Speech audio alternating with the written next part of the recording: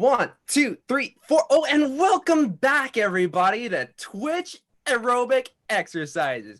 Right now, we're doing a nice, good ab workout as we come to twist and the. Okay, hi everybody, welcome back to Dragon of Icespire Peak. Hot for that, James.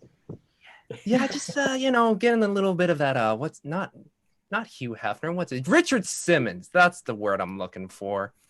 They're very similar. Hugh Hefner, Richard I can Simmons. see why. Yeah, right.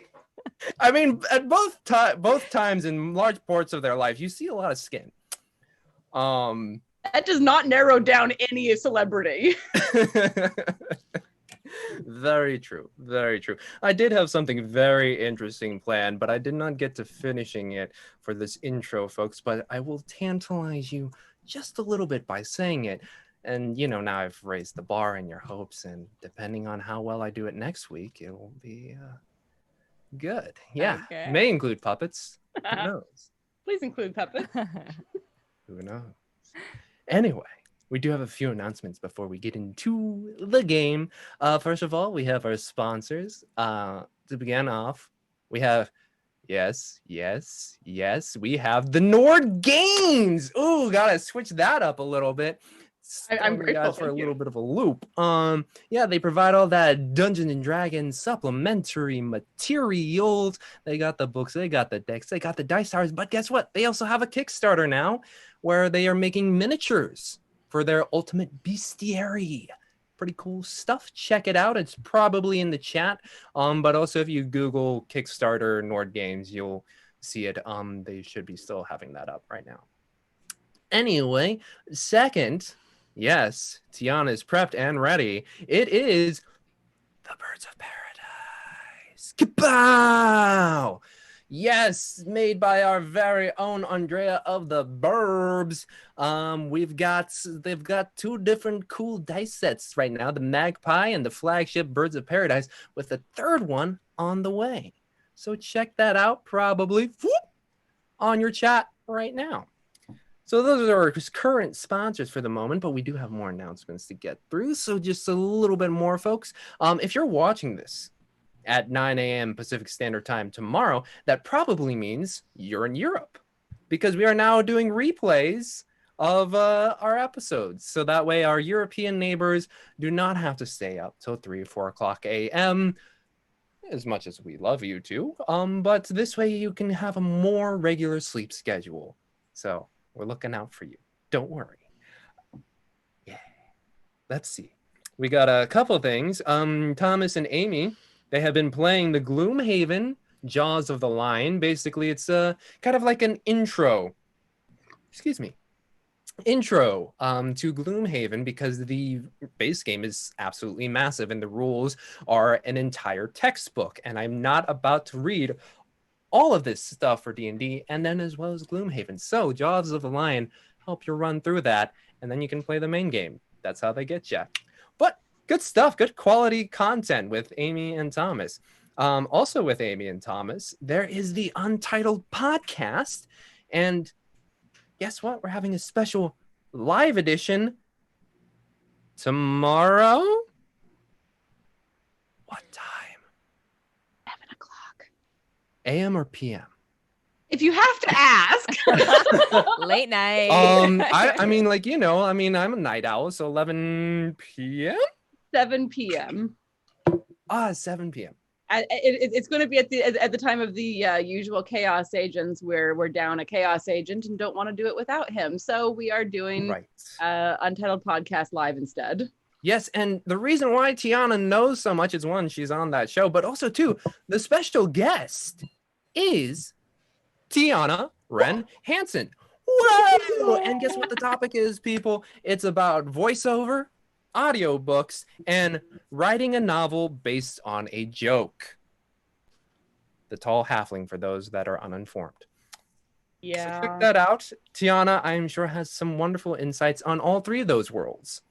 And I'm pretty sure you would learn quite a bit, as would I, as would you, as would many people who are not a voice artist, audio book recorder, and novelist.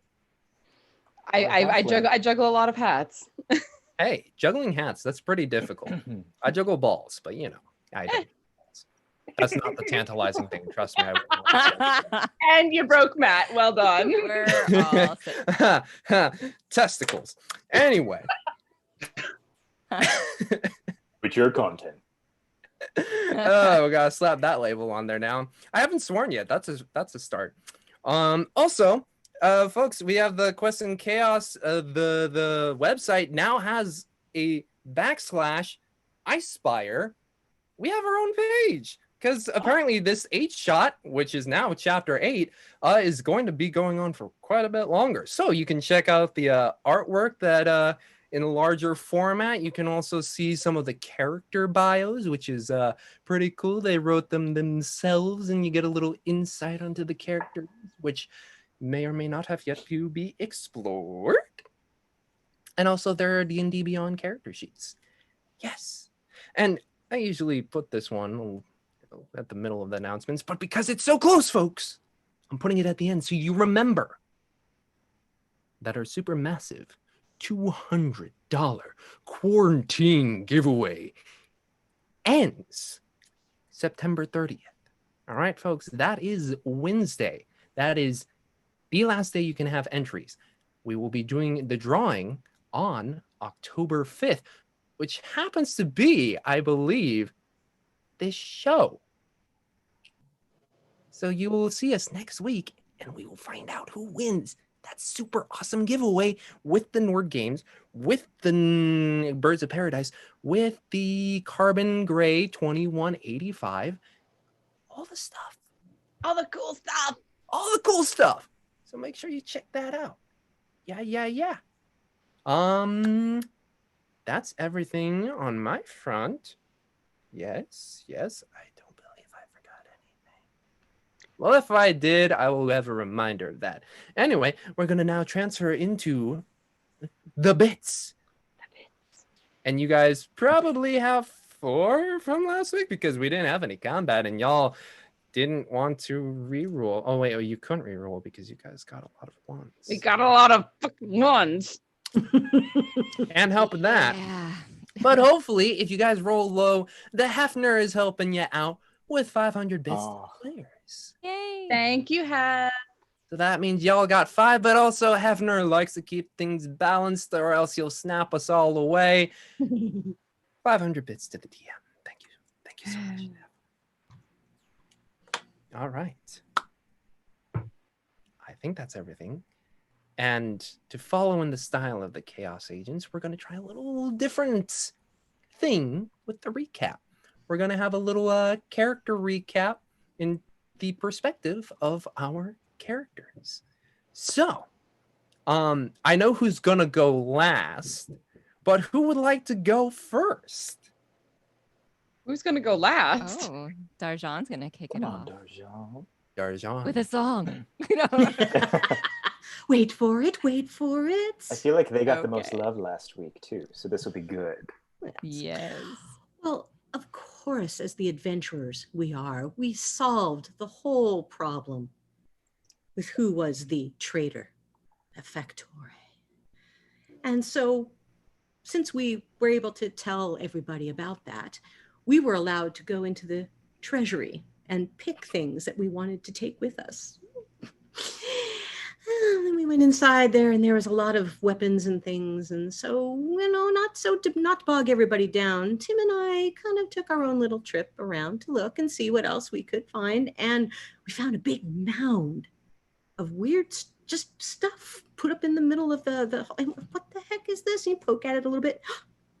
There's something down there. So we called the rest of them over and said, "Oh, look what we found." And we all started moving away all the things, and went into opening up the panel. And this puff of horribleness came out and got all over me, and I went into one of the most fearful things I've ever had. But Tim dragged me away over to Windmill, who was able to very nicely drain all that out of me, and I was back to the perfect DJ, you see now. Thanks, Winley. And well, I was feeling pretty good after that. So I went over to get something to eat. You know, I had some rest, got other things, and I went over to get something to eat. And the kitchen staff, they were so anxious to hear me sing. So I gave them a little melody, a little song to cheer up their day. And my friend Up and Down, I was so sad that we were going to be leaving soon. So I gave him a quick peck of affection before we left so he would remember me. And then we left. We're on the road. Excellent. And now we're going to throw it off. Arctic rewriting of history. I love it. I love it. It was so good. What do you mean? This is, we write history. Rewrite. Quick peck my ass. Oh. Rest of us over my ass. All right, let's throw it off to Winley.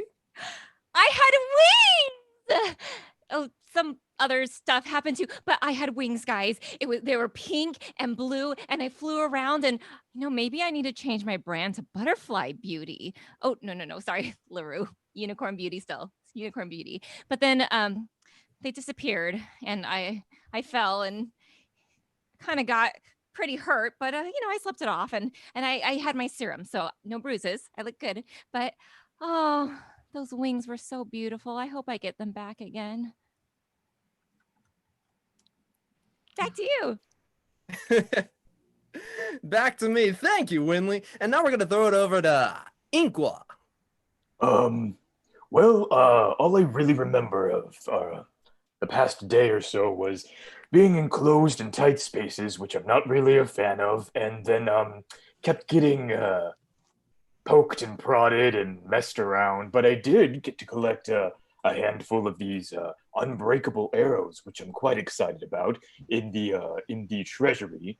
I watched Darjean go crazy, and that was quite fun. And saw Winley flying, which was unique. I've never seen that before.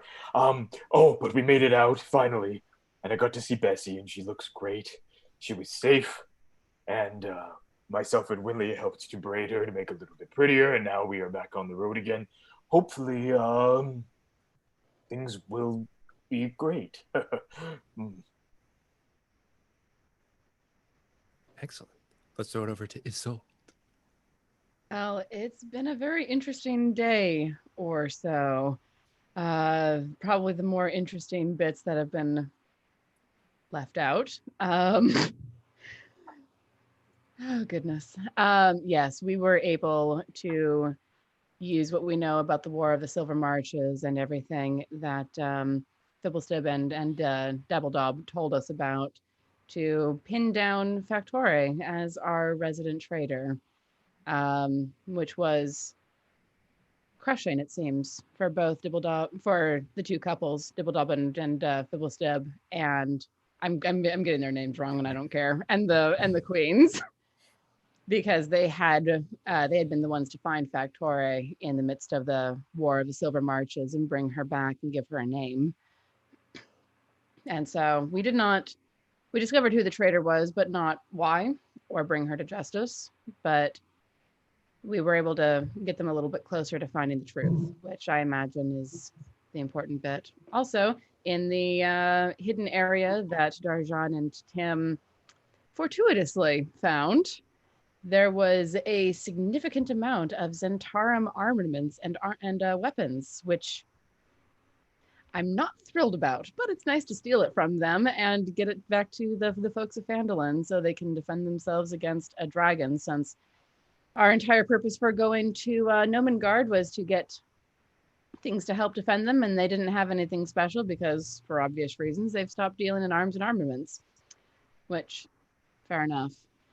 Also, we have Nyx and Mimi with us, and I don't think that Nyx knows about Mimi, and I'm going to keep it that way. Mimi is currently a bag slung across my shoulder, and I'm hoping to get it far enough away from Gnomengard so it's not tempted, and release it without Nyx knowing. We'll see what happens.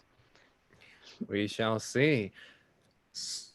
Last one. Tim Cressword. Cressword. Really, Cressword. There's really only two things to mention. One, we've actually finally, after all this time, managed to get supplies for Phandalin. After all the delays, we actually did what we set out to do, despite all the distractions. And the other thing, Isolde has a mimic on her back. Shoulder. It's on my hip. It's a shoulder bag.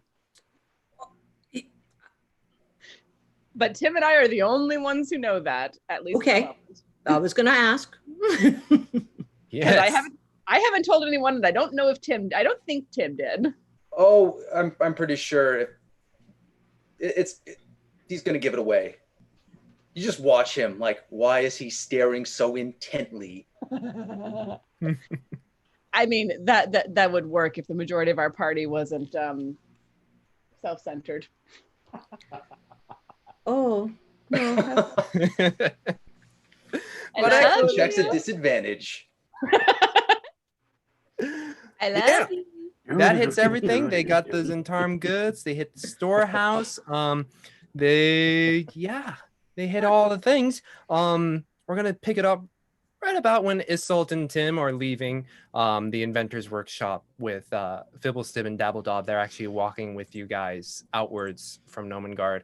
Winley, I believe you wanted to do something in the interim, yes? Oh, I think just as Tim and Isolde are walking down the hallway, Winley bumps into them. Oh, Izzy, Tim. I was just coming back from giving Caribum a little parting gift. I gave her one of my perfumes to remember me by. Oh, poor my one fan. Izzy, cute bag. Thank you. Why don't I get any new accessories? Oh, besides this hand crossbow. Thanks, Tim. It's a lovely accessory, and I'm glad that you thought of Caribum and got to say goodbye to her before we left. Yeah, well, again, my one fan here. I just had to say bye. Well, we should probably take our leave. And yeah, so Fibblestib and Dabbledob are like, oh yeah, certainly. I believe the Queen's also a little bit on their way just to say goodbye and all that stuff. But we'll walk you down and to your cow and all that, and it'll be great. It certainly will be. Let's go. Yeah, and you three all head down there. There you see Inqua and Darjean just hanging around Bessie. The cart has been loaded up, braids refreshed, new bits of flowers in there. And as you descend with Fibblestib and Dabbledob, the queens shortly come after you. Roywin, the one who was on the bit of the matter side, was with a full night's rest, it seems, is a bit more up and herself, it would seem. And she just looks at you and it's like, well, thank you all for helping us out here. Sure, certainly me and my wife are very appreciative. And while it is unfortunate that the cause has not been found, it is a comfort to know that, well, right now we are fine. Most welcome. Take a little bow. Hand on sword, washing that bag.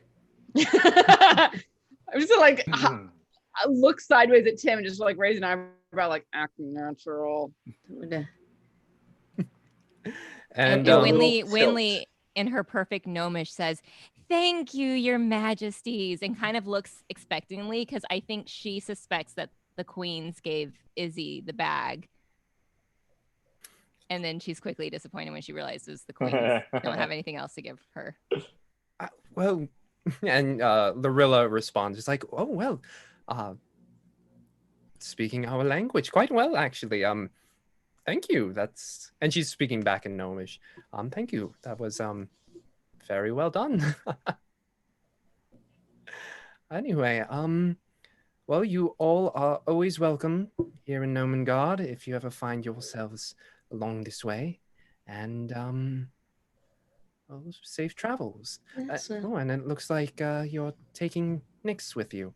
And Nyx is standing there, and she's got a little side bag, kind of duffel slung around her shoulders, and she has like a little invention on her hip. And she just kind of folded her arms, and she nods to the queens, Fibblestib and Dabbledob, and there's the mutual understanding of why she's leaving. And they actually drop a bit of the formality, and they all kind of give her like a big hug. Oh, that's great. As they see one of their family basically go out and see the world. I'll have to come back and give them a grand concert. Well, I heard from our cooks this morning that you did give them quite a show. So if you are ever back, my wife and I have yet to hear it. So we would love to hear some when you do return. Sounds good. Excellent. Well, safe travels. Thank you very much, Your Majesties. Right. May all glitter gold guide your path. And they start to wave. Fibblestib and Dabbledob, they give Fibblestib like a with his right arm, and Dabbledob gives a bit of a finger wave as you guys leave. And yes, thank you for the reminder. We got some more bits. I will say this is all for the players. Slithy Tove, 1,000 bits to the players. Thank you. Thank you. Duke Fleeg, another 500 bits to the players. Thank you, Your Grace. And the Apollyon, 500 bits to the players to make it weird. When don't we? Weirder. I mean, like, if you got that money, Matt, go ahead. You may need it. Who knows? Anyway, as you guys start to make your way out, a good 5 minutes, and it's a pretty leisurely stroll. You have Bessie, who's loaded up, and Nyx, who is a lot shorter than you, so the leg length is a little bit less. About 10 minutes out, you do hear just a slight hey, as you see a small figure running in your direction. Turn around to look back. And you see in a bright blue dress and hair, very poofy, long, Carabim running after you. And as she approaches, the dress, if it were just her wearing it, it would be nice, but it has some dirt on it. She's got some sweat on her brow as she catches her breath. It's like, Miss Winley, you gave me something super nice, and well, I mean, like, all I gave you was like a dead flower, and it wasn't enough, so I got you more flowers.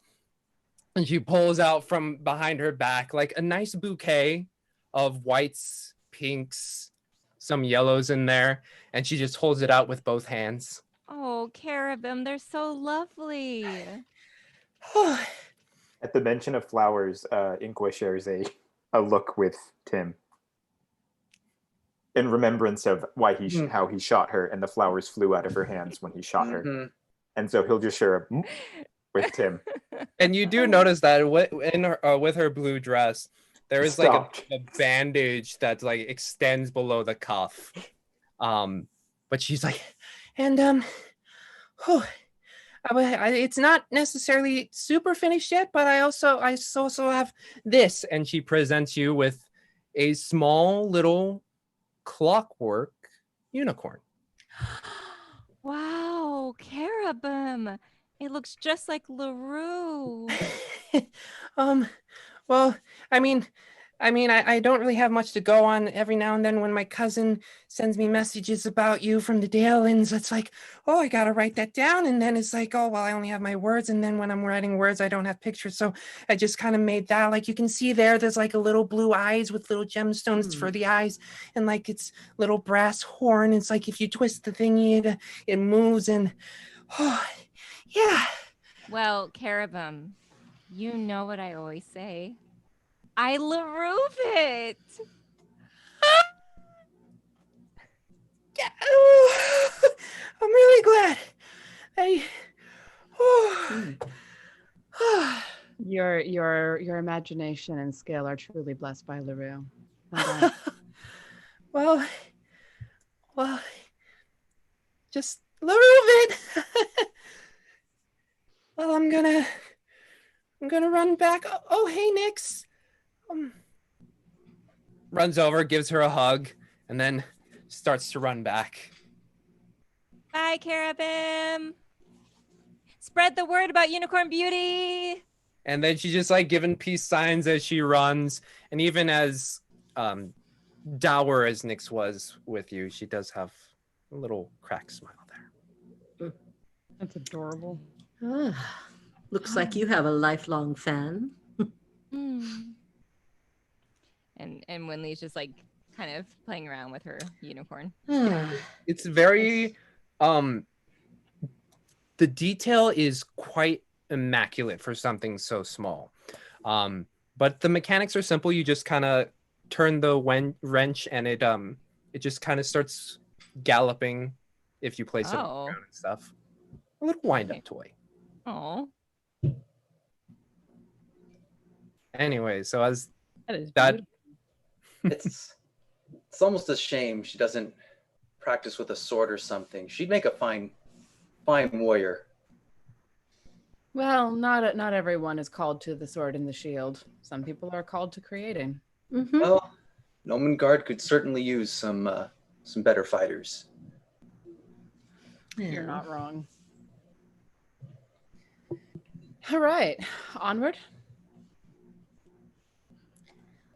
And you guys press onwards and you guys start to see that, familiar environment now that you've been here for a few days. There's that high cliff over down to the south. And as the hills on your right start to give way to more of a flat plains and more gradual hills, the sky's still on that gray side after the rain from the night before, but it still has that it has that moist grass smell. And the earth is kind of soft from the rain before. And as you guys continue to make your way, it's about let's see, I believe 5 hours from here to Phandalin. As you guys are walking, is there anything you would like to? Yes. I was wondering if I noticed Tim staring at that bag. Oh, Certainly. I have been watching and like maintaining a certain distance with hand-on sword. Okay. Oh, I would also then like to. Yeah, it's not like inconspicuous. But I keep thinking he's on tenterhooks, or he's on something. There's something bothering him. So I'm gonna slide over to him and say, do you sense something, Tim? Do you think there's something coming to get us? Well, until we get enough distance, we don't know for sure if Factora may or may not be following us. You just seem on edge. I'm just staying ready until we get to Phandalin. Okay. All right. Just give me a heads up, though, if you see anything. Of course. I got to try out my new crossbow. And I feel like at some point on the journey too, I would have noticed him looking strangely at the back and just kind of like, Tim, are you okay? I'm fine. You've seemed a little jumpy ever since you went back in. Did you get news or something, or did you get information? No, just Like I was telling Darjean, I'm just worried that we might be attacked. Attacked by what? Factora. Oh, I think we could probably take her on now that it's the 5 of us. Well, technically 6 of us. She hit you pretty hard out of nowhere. Well, yes, but I one shot could still if she gets the jump on us, we should just stay ready. Oh, I see what you did there. Damn, you still got those jokes. Jump on us. With the little... No, okay, well, yeah. And then Inquopo embarrassingly walk off. Assuming nothing happens, once we're about 3 hours into the trip, I want to make an excuse and slip off from the party for a little bit, but I don't know if anything's happening before that. I have to go to the bathroom too. And as you guys continue to walk, the gray sky is still above. You do see a tree line about a good quarter of a mile to the northeast. And yeah, I would say Isolt and Inqua, you guys, as you're walking, kind of just casually scanning the environment, you do see an interesting structure by the tree line. What kind of interesting structure? It compared to the tree line and the ground, which is like a yellow brown up into the brown of the trees, as well as the leaves that you see are now starting to hit that yellow orange color. It is pure white. Oh. Does this look like anything that I've heard about in the Sword Mountains in this area? Nothing that you've heard about, but as you get closer, it is something you have seen before. Oh. Which is? And as you get closer, if you guys are... yes. It's a dragon? It's a white dragon? Great, right. It is a massive frozen, almost abstract ice sculpture that was probably not put there naturally. Just look at it. That bloody dragon. Yeah. Let's go over and have a look. I agree. We could get the supplies safely to Phandalin too. There's that option. Can you show us where we are on the map on Roll20? I'm just curious where. So we can never come by here again. Yeah. And marked and bye here. So yeah, Nomengard was about here, and about 2 or so hours later, you guys are about in these. So we're close. We're getting pretty close to Phandalin then. Yeah. Oh. You can't see it like on the horizon just due to all of the hills, but you are. But we don't want to get too. I don't want to get we near don't. that. No. Well, I think that maybe we should check it out very quickly. I mean, I don't think that. Would I be able to sense if there's Anyone's anything alive around in right there? now? Yeah. Make me a perception check. And since you're looking, or what are you looking for specifically? I want to save any type of movement, life, or like some type of. Is this just the ice sculpture, or is there something else vibing around it? Yeah, go ahead. Make me a perception check. Okay. We're gonna start it off with a natural 1. Want you guys? Oh my god! System. Oh, Dude, you had to say it. You had to say it. You freaking said it. No, that's it. You used You all have the a ones setting up. on it. We finally used them all up, right? That was the last You've one. got to be kidding me! This is ridiculous. You guys are typing these in right, just to make sure, right? Yeah, Pretty Oh, because it added the +4. Yep. Yeah, it's not like 1D1. Ooh, all right. Wow. I think I see something shiny over there. Oh, my shirt seems awfully appropriate at the moment. It's so Yes. cute. Isn't it adorable? What does it say at the top? What is it? Something. I'm fine. It says, it's fine. I'm fine. Might as we're well- Indiana Jones meeting himself. I love it. Oh, beauty. wow. not as accurate, but look at my shirt. That's what I'll be doing. Minus 1d8 after making a skill or attack roll is the card I got. Sure.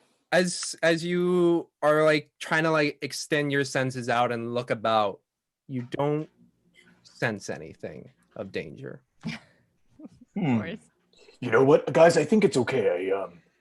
I feel like we've seen it before, but Everything's fine. No, it's never fine when you see one of these. Well, we should check to make sure there's not anyone hurt. yeah, I agree with Winley. Let's Keep going. It's Really not far reaching off, for excuses, but okay, let's go. not far off the path. Let's just go have a look. Mm-hmm. And you guys do have to go a little bit up a hill, and then Bessie's just like kind of. I can stay down here with Bessie.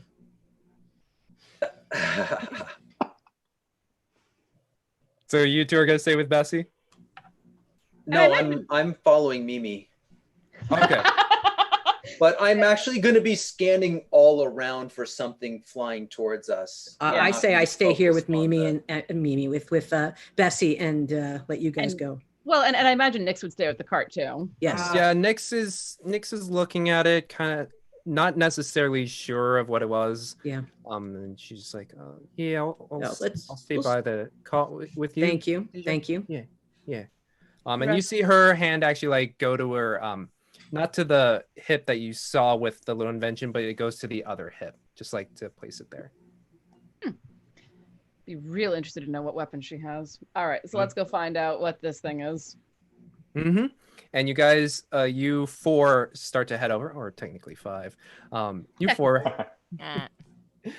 head over, and it's very similar. Before we leave, can we do a sending stone moment just in case? Can we make sure that those? Leave something with Darjean. So I'm going to assume you guys grab the one from Fibblestip. Yes. Yeah. Okay.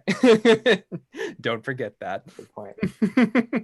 You guys did retrieve it from Fibblestip, and so you guys leave sending stone to Darjean. Yes. Cool. All right. As you four make your way up, compared to what you saw at Phandalin, where it had more of that structure of the house to like hold it up, this one's a little more sloped, and it's starting to have that. It's dripping quite a bit. The coolness of the weather has preserved it better than you would have expected, but it's dripping. And what you see there, if anyone wants to make me an investigation check, they may. So scared to roll anything right now. Right. It's just a flat 20, but I want to. Oh no. Okay, come on now. I am up to here with roll 20. Now they've definitely all been used up. Oh, Maji. I'm gonna start rolling real dice and tell you what I get. Right. So if you guys want to use real dice, I'm okay with that. But it's fun for the streamers to see, though. I For think sure. in real time. We could start a drinking game every time we get it. Every time it's totally Dead. Turn a missed hit against you into a hit. Yeah. As long as it doesn't turn a hit into a critical, I'm okay with that. But as you guys start to explore this sloped sculpture, where it's like it's got grooves, and it's natural in the sense that if this was made in nature, you could expect it, but it's just so stark white compared to the rest of the background around it. It sticks out so much. And as you, Tim, and Winley start to look around, you see in one portion of the ice an object. There's something in there, guys. What is that? What is it? I mean, we'll get closer, but I also want to look. Does it look like this hit the ground? Like, what is the ground? Yeah, it looks like it was from above, and it just like and spread out. All right. Yeah. Can we? Towards it. Do I have to like wipe it or something? Is it hard to see? Yeah, and you wipe it down, and you see stuck within it a small gray arm.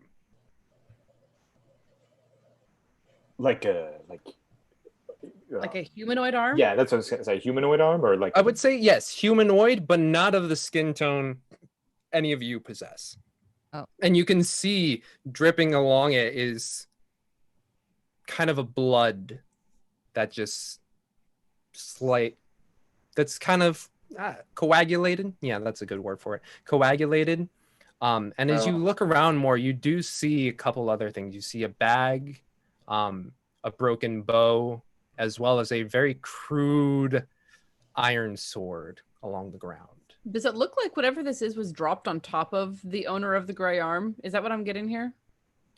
You get the sense that it is very much like what Cryovane did when he was leaving. He blasted you with frozen breath. Well, I'll take up the crowbar. Do we want to have a look? Let's see if this person's still alive. Well, or we know the answer to that. Where the rest of them are. Yeah. Oh yeah, let me rephrase that. It is just the arm. Oh. Yeah. I didn't catch that. Yeah, I figured if we went further in, there'd be more of it. No, I didn't catch that it was just an unattached arm. Yeah, neither Excuse me. Yes, it is just the arm, and you can see where it's like the hand, and then the other end of it, nothing attached. And James, there's not. It was so. This is just dropped in the middle of nowhere. Like there's no buildings or there's. Well, no, nothing there's probably a camp right here. Like Right. I'll open up the bag. Does it look like they were travelers? The bag that you find, it does have some food in there. You actually see a bit of hard bread, some jerky, and something very familiar to you, Tim, some cheese. I mean, it would be immoral to let this go to waste. True. Mm-hmm. But we still here. Let's walk around this thing and see if we can find out who these people are and if there's any survivors. Inqua, can you look for footprints? Yes, I'll scout and look around and see if I can find anything. Certainly, make me a survival check. Here we go.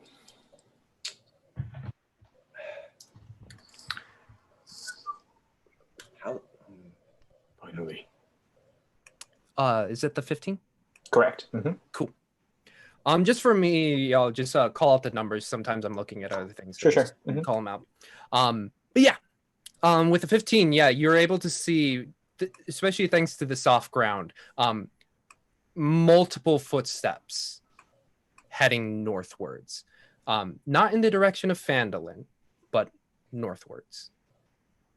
Can I tell how long ago it would have been? With your 15, you get a sense that it was within maybe about a day or maybe two. Okay. I'll relay it to the group. I think there's some tracks over here and they're leading northward, but they're not fresh. They're about a day and a half, day old. Yeah. And you can tell from the footsteps that this wasn't like a walk away.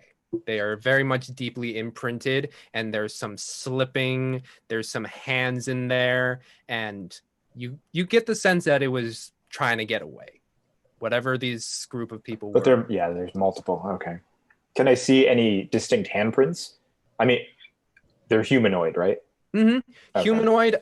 They're not like yours where they would have like talons on the end, but they are quite large. Some of them are small. And you do see a little track of blood away from the sculpture running or moving in that direction. I mean, they're obviously survivors, but I'm not sure how far they got. Well, let's go find out. Well, let's report into Darjean. Yeah, let's let them know. I'll hold up the sending stone. Found evidence of survivors. Found evidence of survivors. Following the trail now. We'll report back in if we find anything. Is it a good enough trail for us to come with you, or should we just wait here? I mean, I feel like it would be good if we all were together, but that's just my opinion. Well, but I'm worried about leaving Bessie alone on the road, and we don't want to haul her along, do we? How is the road? Or how is the terrain? So the terrain in this area, there is no road. You guys have just kind of been weaving in and about hills without having to really go up anywhere. Do you think Nyx would be okay with Bessie? I mean, they made that awesome outcropping. I'm sure they could come up with something. She could come up with something. If you want to come along, that would be useful. Worried about Bessie and the cart.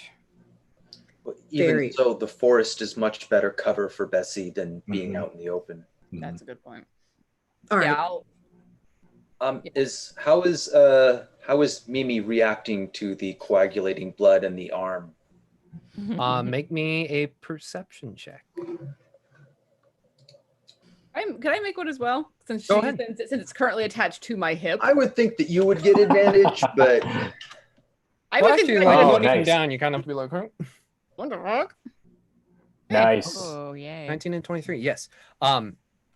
Both of you, when you guys see the bag,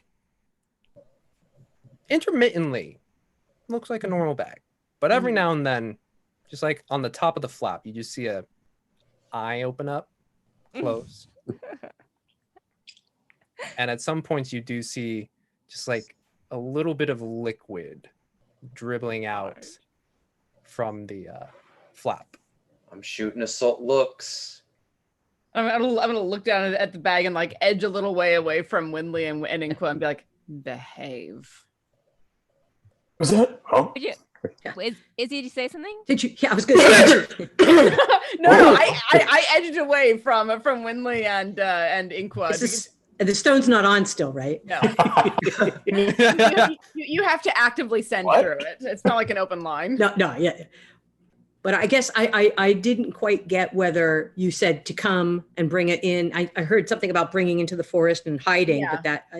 Okay. I think that's the best decision is bring the cart up to the forest and that way can conceal it there so that it's a little more concealed. Perfect. While we go herring off. All right. And I'm still telling Mimi, behave.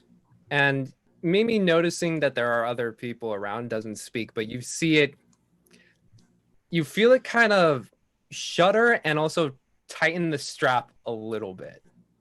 I don't react except to raise an eyebrow down at it and just very lightly rest an arm on my sword. The shuddering stops. Tim, are you gonna sneak Mimi some cheese?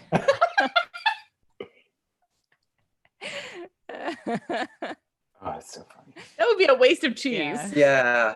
Yeah, Mimi would say, I'm lactose. I think Mimi has a person different Blah. So, Darjean, you help Bessie up the hill? Yes. Make me an animal handling check. Oh, yay. It's a wisdom check. Okay.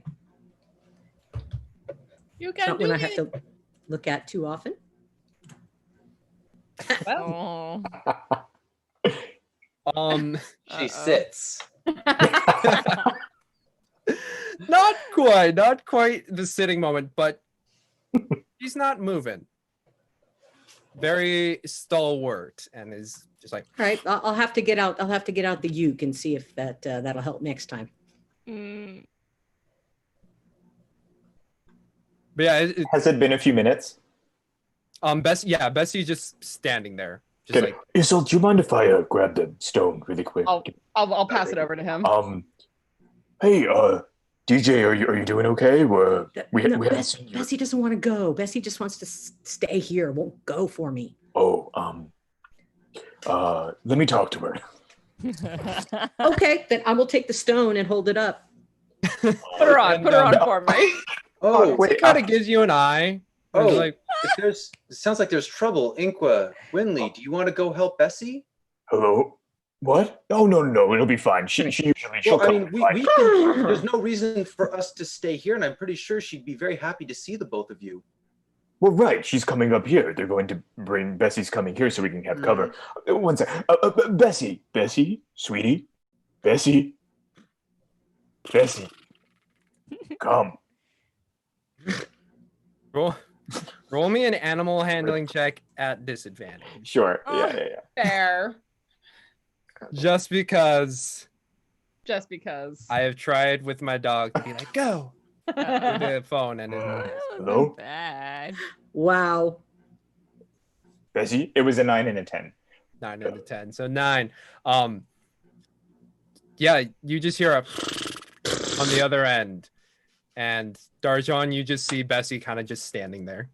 Sure, you don't want to go. Shaking her head or doing anything like that, or just sitting there. Just maybe we standing, better. not moving. It's not so much as fuck you. It's more of just like I don't want to move. Okay, that's what I wanted to know. What was Maybe that? I'm Lindley? gonna do what I'm gonna do. I said, Inqua, does Bessie like bread? Mhm. She loves bread. I'm gonna take a tiny piece of the green bread that I was given, and I'll see if I go Bessie. Come on. And it starts to slowly follow the bread.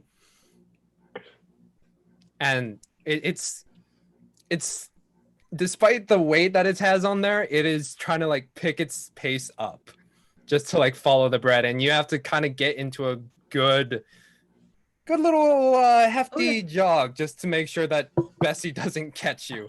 And you see Nick's like, oh yeah. We're going. And you guys get up the hill about 30 feet up, and you just. Oh, Bessie, I see you're carb motivated. I get the bread. Bessie gets the bread. Bessie eats the bread, and he's just standing there. Good girl, Bessie. Good girl. Kind of leans into your pat. Aw. Now you're gonna stay here, okay, honey? Pat. And you, It was to Bessie, not to Nyx. Bessie gives you the eye of like, you think I was going to move? Yeah, I'm good. That was a little bit of a jaunt. Oh, So what do we got? Thank you very much, Darjean. Thank you for bringing her up. All right. It sounds like we have a trail leading toward where possible survivors may be. Survivors from this attack? Possibly. Oh, all right. Then we need to go. Let's go. Right. Start following And the with- trail. Follow the trail. And with Really don't Inkwa's wanna lead, you guys take a start to break? make your way down. And so you guys are leaving the cart, Bessie and Nyx. Okay. Hidden. mhm. Cool. Let me adjust a couple things. I don't like the way he says cool Adjustment, or adjust. Cool. So as you guys round this hill, you start to follow these tracks, and they maintain that similar essence of getting away. And as you round up the next hill, you see them going off into the northeast. But slightly north of you, you see standing upon a hill, a windmill. Ooh. Can What you is a vantage point from there? What is a windmill doing out here? I don't know. I So wonder if there are didn't go crops to the- around here. They didn't go to that for cover or refuge. And yeah, Isolt and Inkwa, make me a perception check.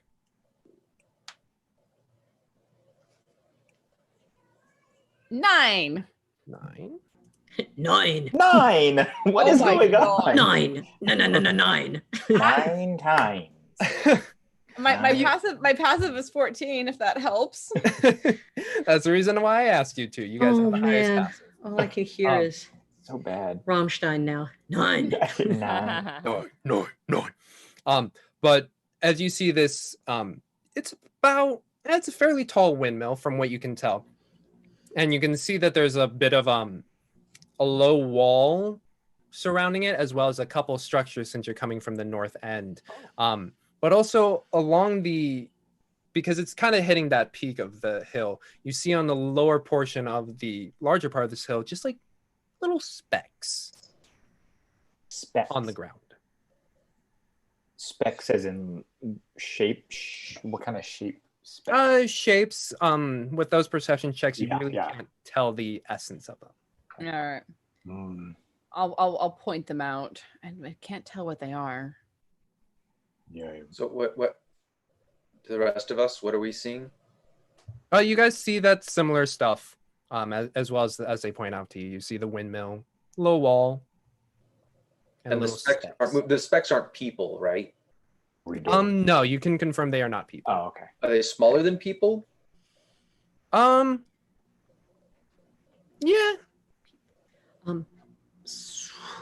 smaller than human-sized people. Well, where we are right now, I know that Inqua's been doing most of the looking at tracks, but I wanted to see if we're standing here. I want to take a look and see if there's anything else we can see where we are right now.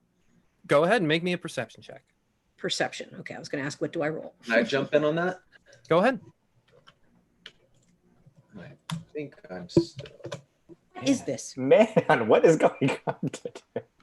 Hey, Similarly, you guys... I think everyone's distracted because I'm like, Winley this whole time has been like kind of posing with her hand crossbow and like every now and then like points it. So everyone's going, Ah! Yes, And right. everyone's As we're trying to look at stuff, we're both going, okay, wait. I think I see. Oh, yeah. Did anyone give Winley bolts? Yes. Didn't she take some? Yeah, I thought she took some. Okay. Yeah. I thought she took So there's some. at least one bolt We loaded. didn't give There's them one. some, There but is She one took loaded. them, yes. I Okay. have one box. So with a loaded crossbow, you see Winley just like 007ing it every now and then, just like, yeah, cool. Charlie's And- Angels. Charlie's Angels, yes. I'm very tempted LaRue's to do that Angels. bolt As loaded. used as LaRue's Angels. So maybe, okay, what I'd like to do is say, hey, Winley, because this is freaking me out. Winley, I think you and I later, we should get a target and we should practice later. But right now we have to try to find these people. Oh, yeah. Oh, sorry. Okay. Winley, if you want, instead of, because I'm imagining she's just carrying the bolts around with her because she doesn't have any. No, we had little boxes. Oh, We were okay. in Yeah, the we got box. little boxes. We had small You boxes with bolts. If you want to play a game, you could take, and then he'll take one of his quivers off, and he'll put the rest of his arrows in the other. Be like, you can actually put your bolts in here. Oh, thank you. Yeah, accessories. Now you have a bag as well. And now she's a little distracted, kind of trying to figure out. It's like, the best simple way. and it no, I wouldn't say it matches your outfit, but it doesn't clash. Okay.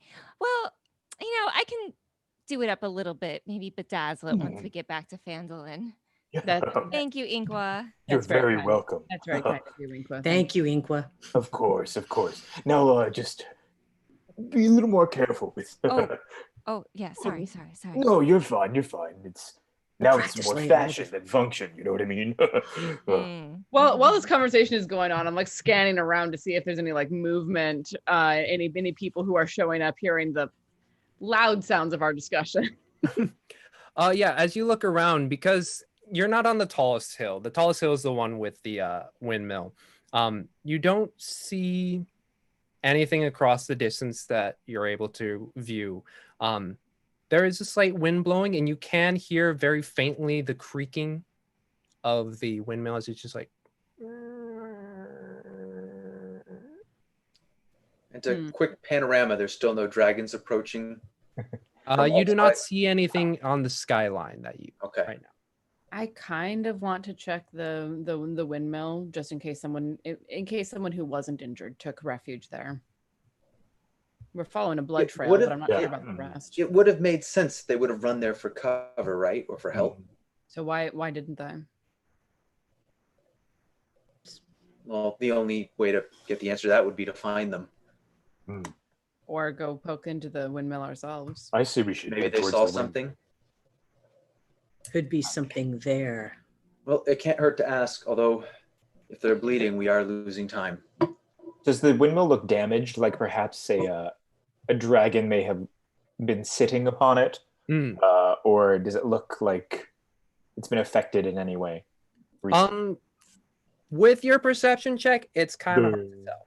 Okay. I mean, I think we should get closer so maybe we can Let's do it. see what's going on. Yeah. And as you guys go deep down into the little valley that your hill and this hill creates, and you start making your way up, you start to get better definition of the things now. You see the windmill. It's old, but not tattered in any way. And you see the specks on the lower portion of the hill are stacks of rocks. And as you get closer and closer, you notice that there is this wooden fence wall there. but also just beyond that is a 2 buildings on that north side, as I mentioned, as well as what used to be a building, now just at the foundations and what appears to be the backside of a chimney. No smoke? The chimney is only about 3 feet tall before the rest of it has crumbled away. You don't see anything emitting from the windmill itself. What do the stacks of rocks look like? I would say as you get closer, it's maybe about 2 to 3 feet in diameter, depending on which stack, and it's about 3 feet tall. Does it look like it was deliberately stacked? They are all of a similar stacking pattern. Okay. Does it appear like ritualistic in any way? The way that they're specifically set as we walk up? Make me a history check. Oh God, I'm really bad at that. Could I share this with Isolt and maybe speak out loud and be like, Guess who's also bad at history? Oh, I thought you were. Oh, is it DJ? They are. Could I say that out loud? Oh, I'm wondering if is this ritualistic in any way? Does this look familiar to anyone? Is that okay, James? Mm-hmm. Oh, okay. Can I offer a religion check to see if think about that? I'll make a random history roll. I'm thinking history. I'm thinking about the history since I would use that for songs and things. And Winley has traveled a bit, so she's gonna make a history check. Come on. Okay. So I finally got a 17. Yeah. The only thing I know is what she's told me. So, Winley, I would say you've seen stacks of rocks before, but maybe not of this arrangement. But Darjean and Tim, you guys get closer and you notice it's like these are, I would say, they're cairns, burial mounds. I was afraid of that. I was very afraid that that's what they were going to be. oh, And dear. as you look closer, they're not new. They're very old. The stone, very weathered, has seen time. You can see moss gripping at the base, and some of them actually like getting near the top. So, but there was people who lived around here then, because they would put their cairns for their loved ones up here. But this is you say it's very old. Yes. It's probably wisest to leave it be then. Don't disturb the dead. Does anyone read or speak Dwarvish? No. I had to actually look at my character sheet to make sure I Same. know. Remember, we had to have the dwarves to read. That's right. Yeah. Mm-hmm. No, I don't have that. Cool. That So yeah, you do see on some of them faded away mostly, but every now and then you're able to make out some Dwarvish runes, which you are unable to read. Winley has searched around for some wildflowers. I mean, we know the writing on the dagger, so we might be able to make out some of the alphabet. That's it. If you guys want to take the time to, I feel like Can I examine the chimney again? Are we near it, or do we see it in the distance from where we are? Actually, I will let you What? Is there a map? see the map. Oh, I don't like that. I don't either. Oh shit! Whoops. Let's get rid of that. And then we leave. We're gonna just leave. You know what? I think we should get to lose the Phandalin. trail. We should probably leave, everyone. Okay, and wiping it from the brain. Right. Wiping what from the brain? Right. I don't know. I shouldn't have deleted that now. In all fairness, I was going to vote for us to leave anyways. You should have just moved that to the DM layer. I know. I was playing around with stuff. My bad. Well, let me just change the monster real quick, and now you don't know what it is. Yeah. Oh. I honestly don't. I'm honestly not sure which of the 3 things that it could be it was. Right. And now, as Now it's punishment, the he'll be gaggle like, of And the Medusa. dragon appears again. like, what?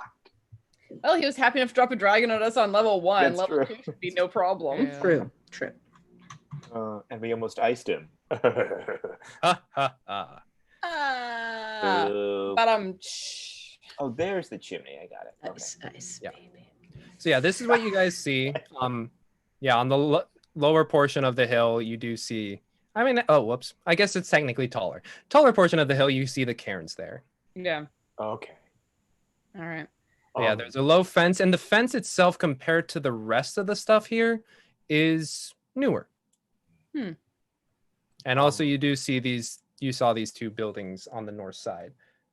So, I mean, it looks like maybe someone came here or has come here and is like resettling it, or maybe there's still some survivors from whatever happened.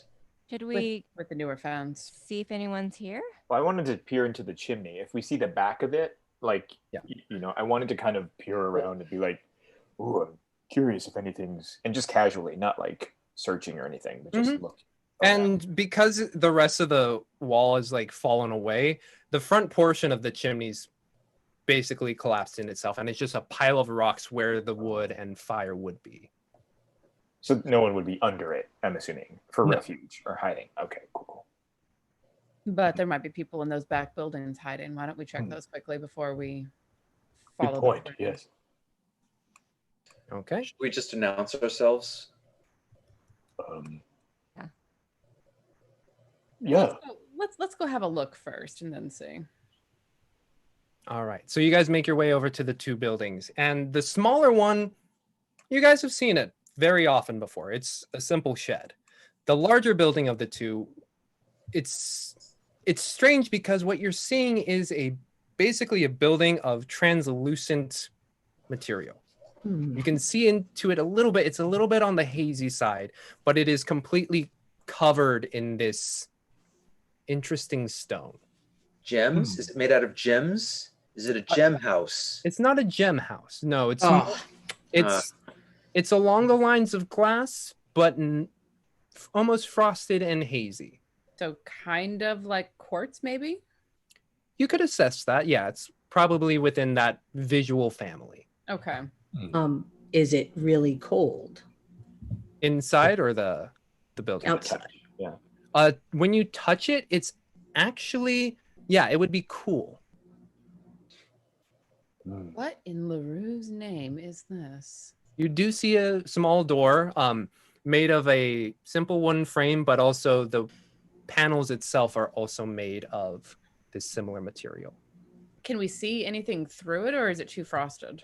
It's pretty frosted, but you can see shades of green because of the translucency. I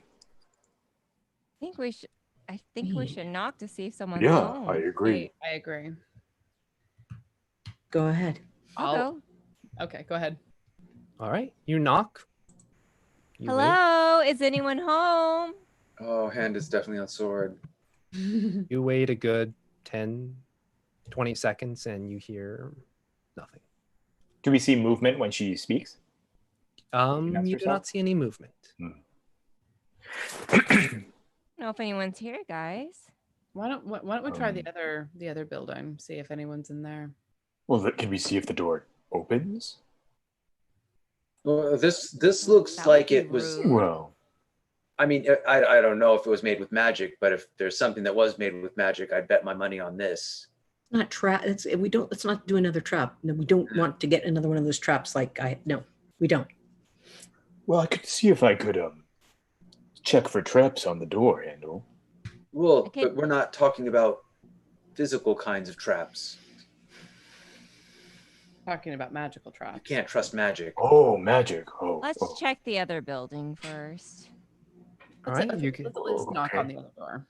Mhm. Yeah. Okay. Cool. So you guys make your way over to the other building, and it is it's a simple wooden shed. No windows, a single door. Tap, tap, tap. Similarly, 10, 20 seconds pass by and you don't hear anything. So we're on the top of the tallest hill now, right? I'd phrase it wrong. Second tallest, the one with the cairns is the tallest portion of it, but yes, you are on the tallest hill. Okay. I'm gonna scan around and see if I see anyone maybe returning from collecting mushrooms in the forest to make potions. I don't know. Yeah, make me a perception check.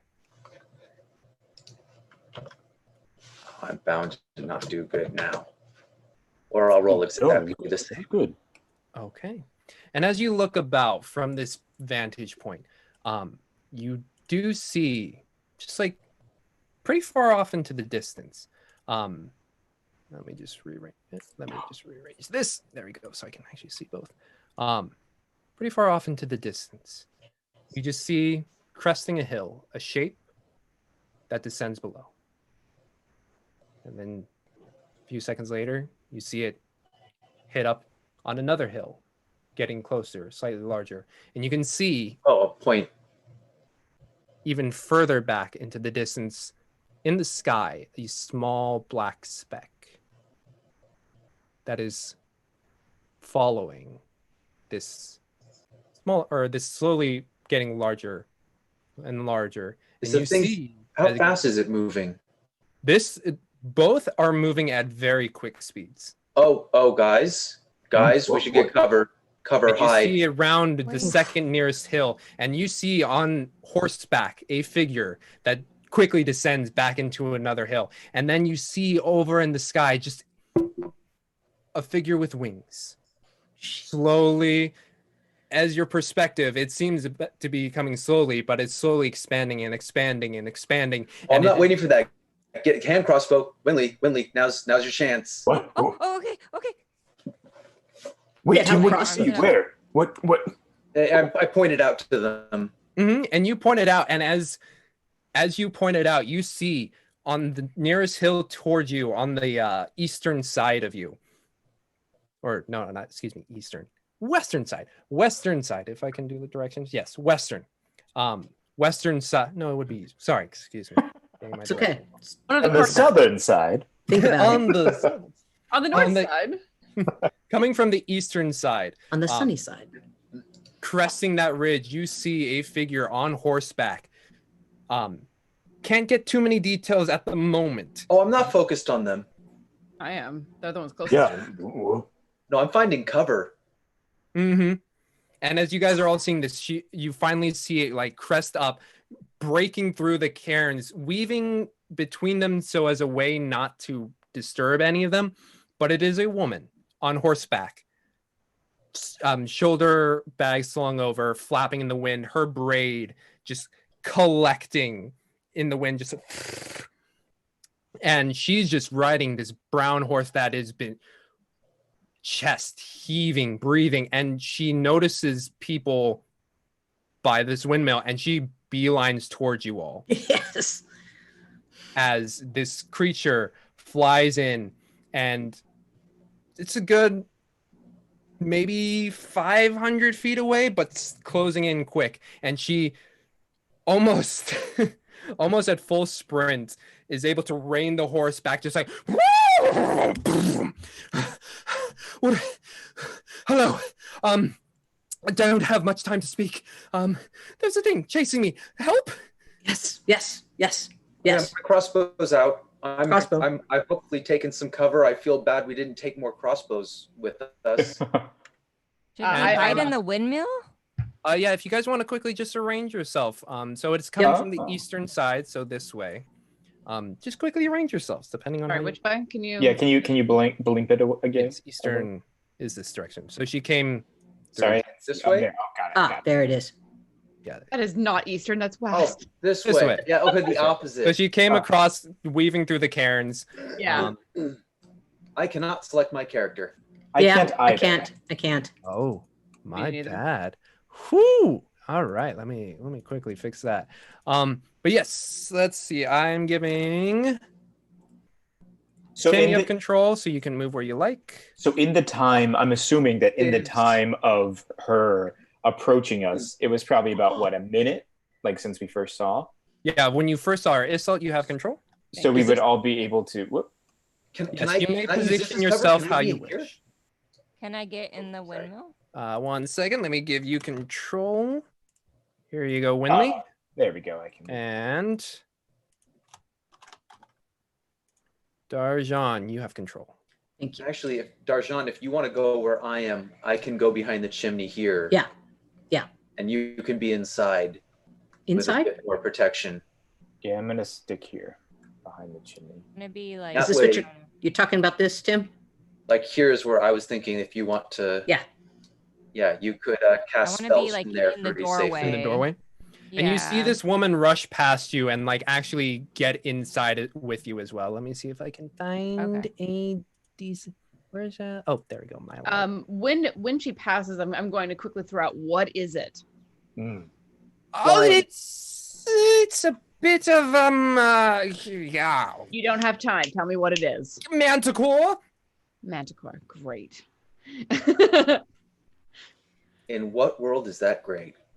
What's a manticore? Inkle has never heard of or knows what that means, but I'm sure he'll see in a moment. In a moment, you'll see. In the world where I'm being utterly sarcastic, Tim. Come here. I don't know what it is either, 20. but I can read the situation. So Tim, before I leave you, I'm going to give you an inspiration because I'm like, dude, get this, do it. There we go. You brought nothing. No, I don't have a figure for her. But yeah, there we I go. hope the acoustics in there are good. So yeah, she's found her way into the back corner. And Darjean and Windley, now that you're in here, map aside, the door is still technically there. What you see though is a lot of plants. And it's when you open the door and you get in there, it's very medicinal smell that hits your nose. Ooh. Yes, and this creature flying up above. And I have a javelin out and ready. As soon as it's in range, let me know. Okay. Let me see. How can I range you so that way I can see? Isolt, are manticores cute? Are they And cute? No. Okay. And Not as even it close. Readies his bow. Yeah. All right. Assume. Is it too early to say I readied in action? I thought it was implied, but Yes, you guys are ready. You're able to ready in action. Winley wants to keep the door cracked open so she can monitor what's going on. Well, outside. I also wanted to see when it gets to the turn, is there a way to get up farther? That's all I'm looking for. Yes, you can. There is a ladder there. Perfect. When it's within 30 feet of me, I want to throw a javelin at it. within And you 80 see feet this of me. creature careening, like it seems to hardly acknowledge you, and it gets like right up onto like and lands on the windmill. Whoever had prepared, I'm assuming Inkwa, Tim, and Isolt, you guys can make your attacks. I may need to shift. I don't know if I'll be able to get a line of sight with the javelin on that. Yes, you can shift just because you guys have prepared some stuff to be ready. Go ahead. Okay. Then yes, I will shift a bit to be about here. Nice. 10 to hit. Okay. You did better than me. Okay. The first one was a tracer round. So, Tim and Isolt, you both like launch a bolt and javelin up into the air, and this one, it sees these things coming, and just like with a quick swat of its tail, just like, and Inkwell, with yours, you're able to find your mark, roll some damage. 5. 5 damage, cool.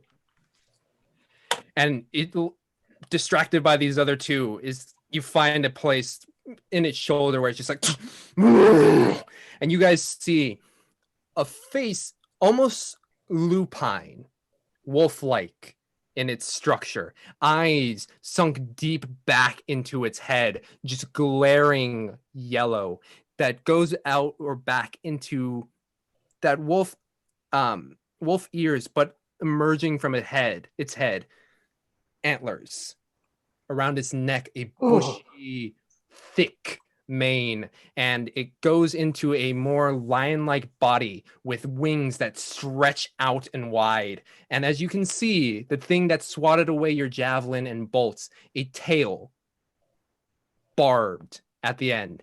And as it shakes its tail, it just goes a rattle. And that's where we're going to take our break. Oh. Well done. I think there's a bit moment too. Yes. And before this battle commences, Tamago Tora gives 500 bits to the players because they win. Thank you. You win manticores. Yeah. reskinned for James's world. Anyway, thank you all for joining us so far. We will be back after we all go to our respective restrooms, and we will see you after you go to yours. Until then, see. Oh wait, we have a raid. Wow! Oh. Good timing, guys. Nice. By whom is Except raiding we just us? have to continue the battle. Mercs of Mischief. Hey, Merc. First mischief. Oh. Thank you again. I believe you were here last week. Thank you for joining us. Well, if you folks are okay, why don't we at least, the very least, roll initiative before we go to I our like this. Okay. Here we go.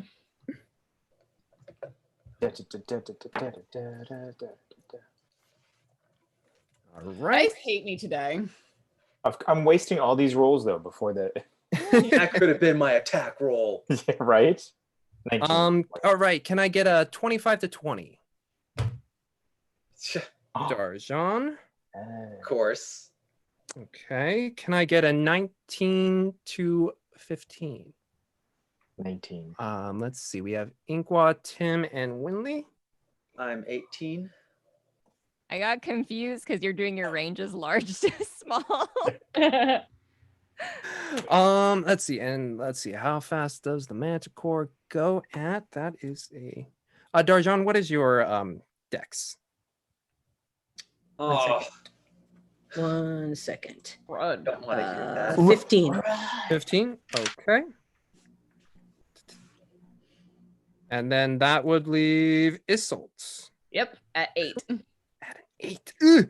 All right, folks. Which I Well, mean, to be that- fair, she's in heavy chainmail with a shield. She's strong, not fast. That is not an excuse. Shut up. You've got a Mimi on your shoulder. That We is. got a Oh, Mimi. Mimi. Throw it at the Manticore.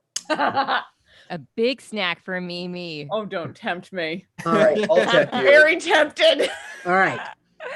Excellent. I mean, I wish y'all took Nyx with you. She would have been a big help. But anyway, Yeah, well. let's see how well they can handle a Manticore. Their last winged creature that they faced took serious damage, so I don't expect them to have too much trouble with this one.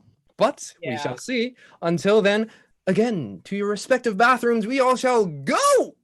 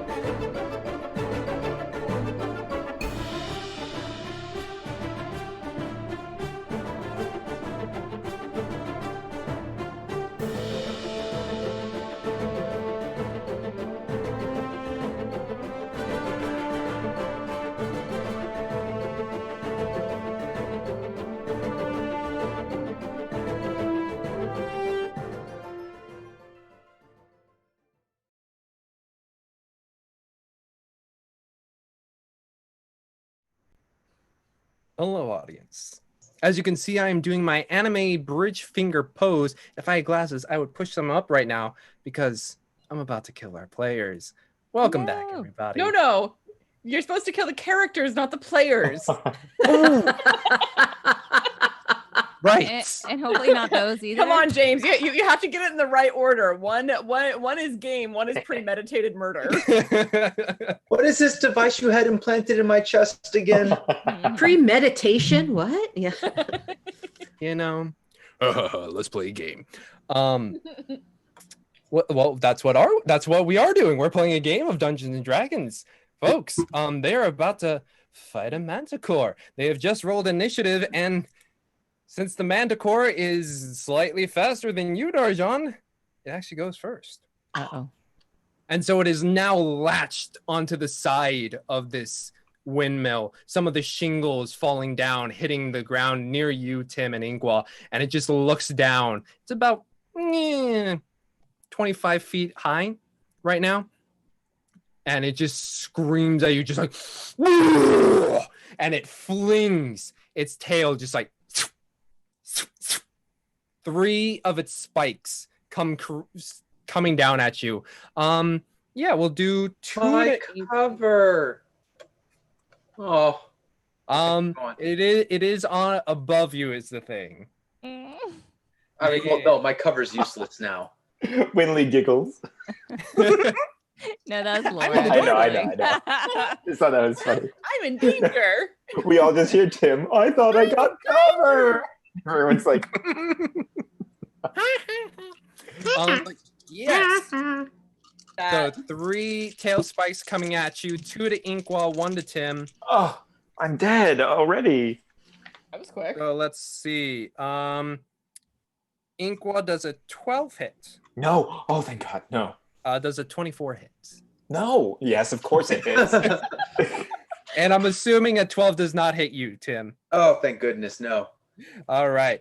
But Inkwell, one of these spikes that come launching toward you, there, as you can see now sticking out of you, it's about 18 inches long, this one. And it's just embedded in your chest.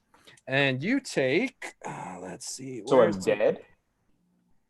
Oh, you're not dead. It's just in your chest. Where's my 1d8? There we I go. thought you said it was through me, so I got a little confused. It's in you, but not like In me. totally through. It's in Inqua. Great. Wow. I just rolled like Tiana. shit. That'll be 4 damage. Oh, okay. I appreciate it when you roll like shit. Is technically the tail within range of attack? No, the tail, what it did is just like it raised up and then it flung itself down. And spikes came out of it.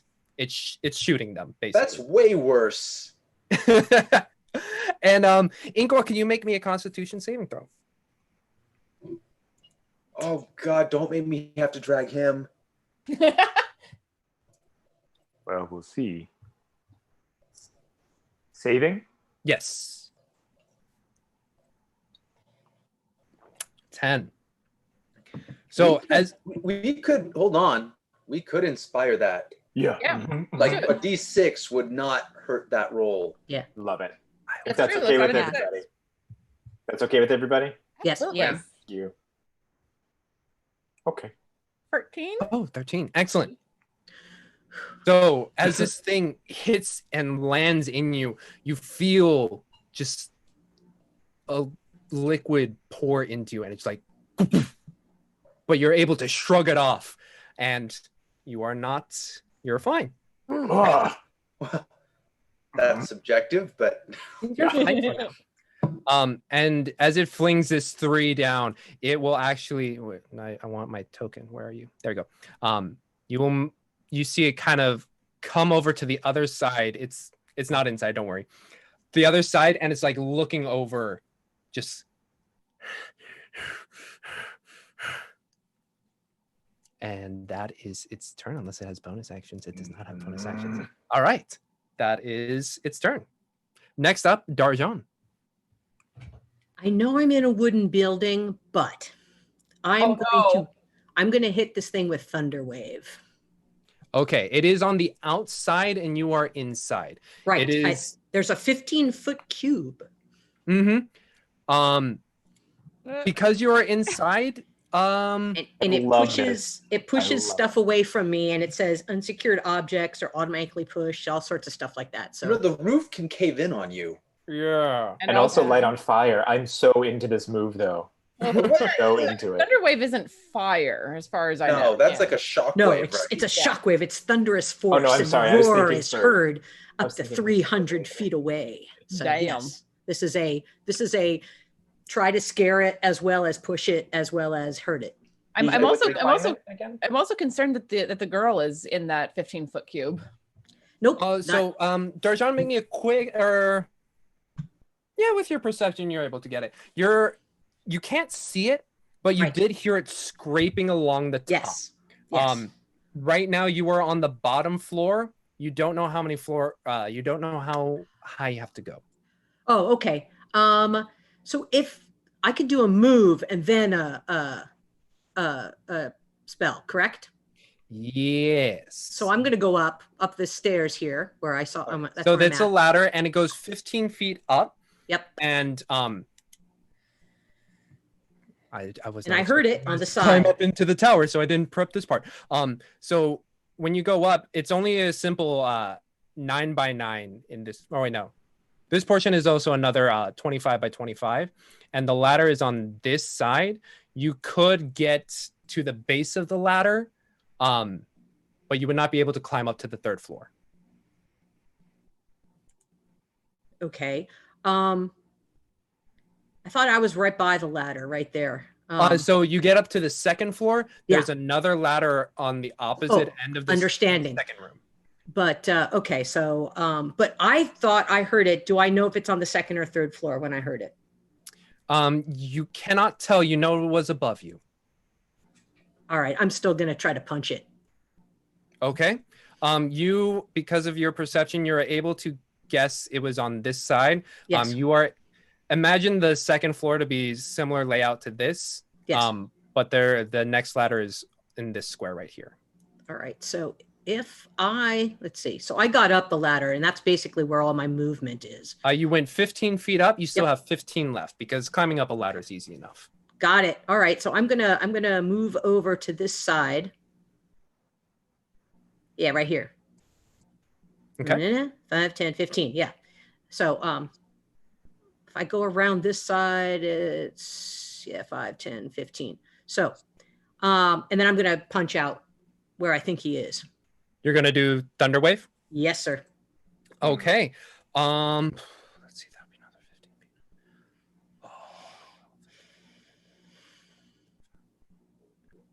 Okay, go. What is it a save or? It is let's see, Constitution saving throw. Okay. You released it out, but it releases out, and let's see. So it's 15, roll some 13. damage for me, please. Yes. 2d8.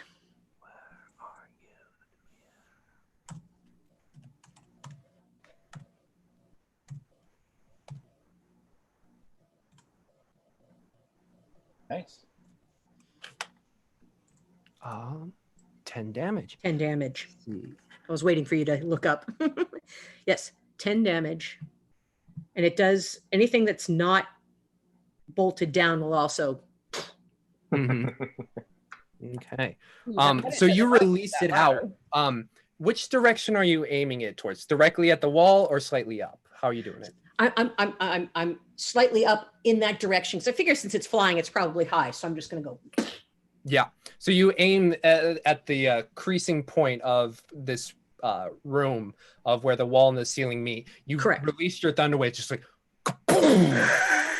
and you just see this wall crack. It just go. You see a bit of light coming through, but you did a lot of damage to the wall. You didn't hit anything, unfortunately.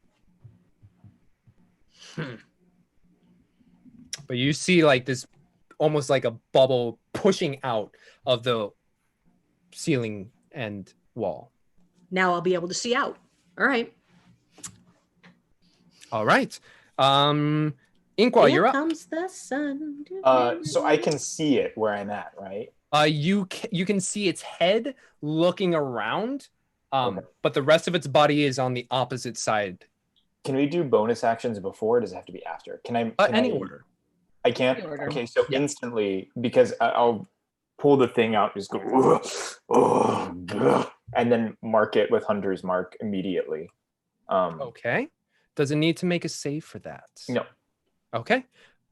I believe it just nope. It's just now Cool. marked. And I'm then going to, kind of in an angry state of mind, without thinking, run here behind this thing. Is that a better vantage point of the body? It will have half cover, but you can kind of see like its butt and a bit of its tail. Okay. I still want to try and attack. All right, go ahead and make your attack. It will have a slightly higher AC.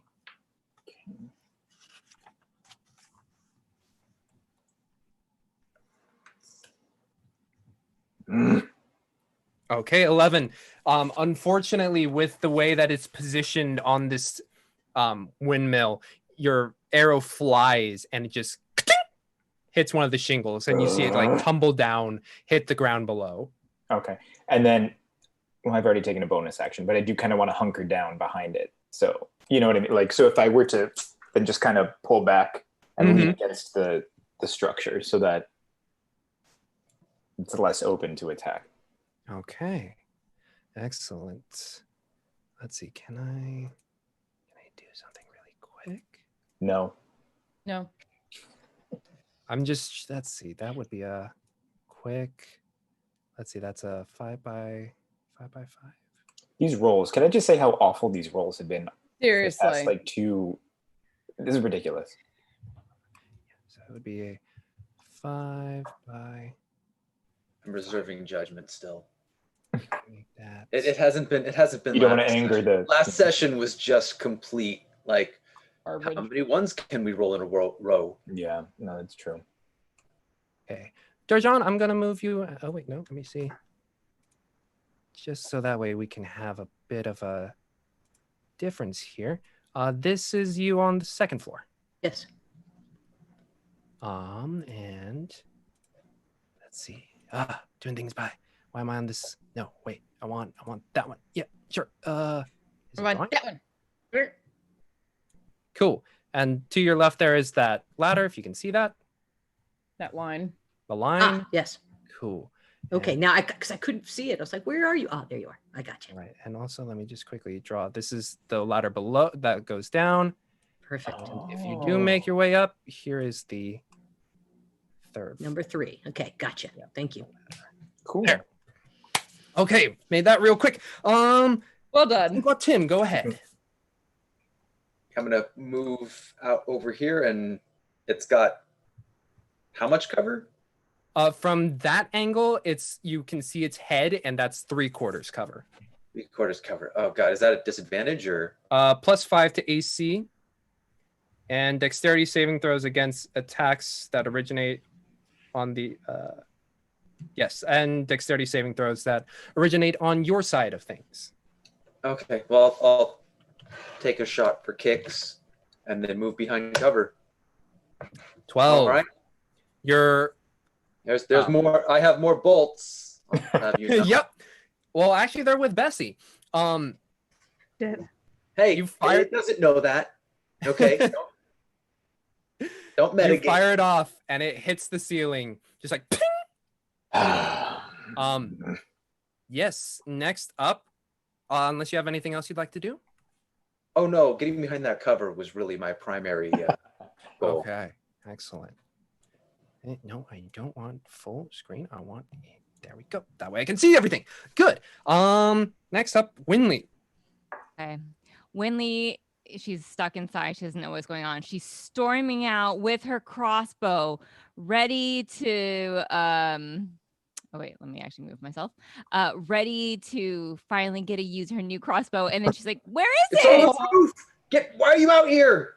Oh, okay. And Poison she, barbs. It shoots poison barbs. realizing that she has no shot. She immediately abandons that plan and instead casts Bless on Inqua, Tim, and Isolt. So whenever either of you or any of you make an attack roll or saving throw, you can add a d4. Thank you. Oh, and I'm out of range, huh? Thank you, Miss Ma'am. For up to a minute. Okay, thank you. Let's use that. And then wait, how much did I move? And then let's see. Wait, I did the. She wants to go back inside. Hey, Bless is a powerful spell, man. Yeah.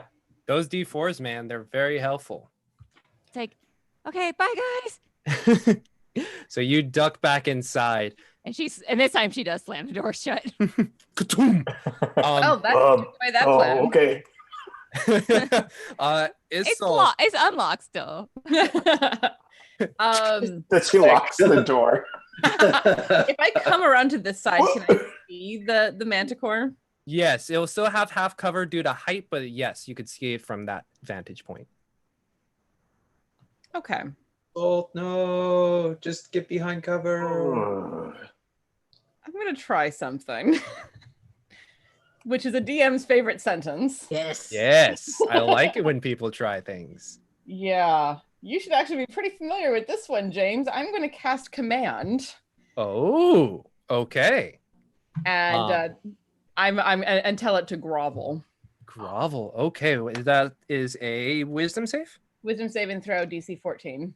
DC 14. Okay. Here we go. Come on. Okay. Yes, do I have anything that... Okay. I will use... Oh, wait. People only gave me one. That's sad. Well, I'll use my one bit to add a d6. Oh. Let's see. Using up one of my 2 spell slots. So you say grovel, and this... You see its eyes kind of do... Its pupils kind of widen a bit. And then it shakes its head, and it's just like... No! Is its attention on me now? Yes. Excellent. I'm gonna unsling my shield, bring it up, and draw my sword, and just wait. Cool. Excellent. All right. And that is the end of the order. At the top of this order, you guys, you understand a little bit of to why this windmill was put here now. You feel a gust of wind just rip through. And on the western side over here, you see that the windmill blades begin to turn. Uh-oh.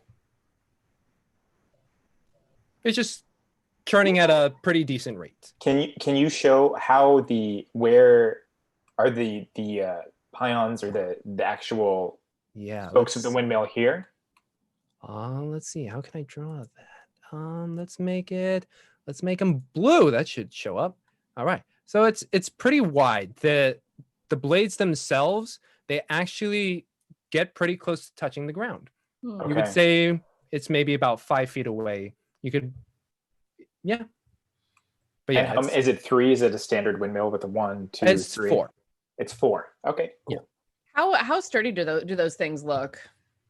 They look like they work. I mean, they're holding the wind. Like wood. They're made of wood. The fabric itself is not whole. There's no holes in them, and the wood looks like it's been kept.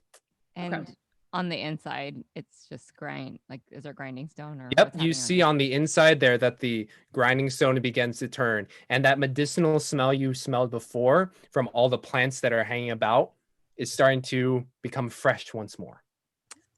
Is it having any type of effect on me? Are we going to have medicinal? Are they? She's running out and running back in. Oh my god! Oh wait, no! Which one do I choose? I don't have that kind of energy when I'm. It's all wafting up. This is going to be great. This is going to be great. It's just coming up in you. Woo! I mean, from my personal experience, weed doesn't smell that great. It smells better than that. Okay. It smells better than weed. Okay, well, there you go. And Winley thinks to herself, "Oh, that would be a good scent." Mm-hmm. Nice. It's strong, but it's not sweet, it's not minty, but it is more of a astringent. Herbal. It's Okay. herbal, a little bitter on the tongue, Yeah. but it's not bad. Okay. Anyway, top of the order, it is the Manticore's turn. So wait, our little friend in here, she's not gonna No, do she's anything? hiding in the corner, and you see her clutching this Ah. bag in her arms. We're gonna Okay. find out what the fuck that is Yep. in a minute. He's stealing Yeah. eggs. Oh. So you see Isolt as its focus is on you. You hear Darjean below or above you, the scraping of tiles, and this Manticore flings more of its tails, 3 shots, just like at Isolt. And it's 3. Don't die. Okay. Oh, that's not a D20. That's a D10. What the hell is that? You're not playing Call of Cthulhu, James. Okay. Does a 16 hit? No. 17 hit? No. A 23. Yes. Okay. I will use one of my cards to turn a miss into a hit. Okay. He's just pulling out all the guns against me He's gonna tonight. do I see it. how Yeah, we he's are. gonna do it. Let's see. He's How do I trying to get kill rid of this ult it? tonight. Can I just... Well, okay. I used one of my cards. I have turned my miss into a hit. Okay. I don't know how to get rid of it. So yeah, that is 2 attacks. And that is... Hopefully I'm not rolling ones again. Hopefully you are. Oh, sweet fucking Jesus. Uh-oh.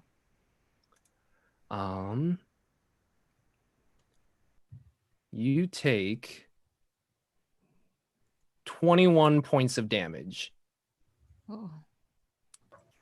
Well, I'm still up, but As only just.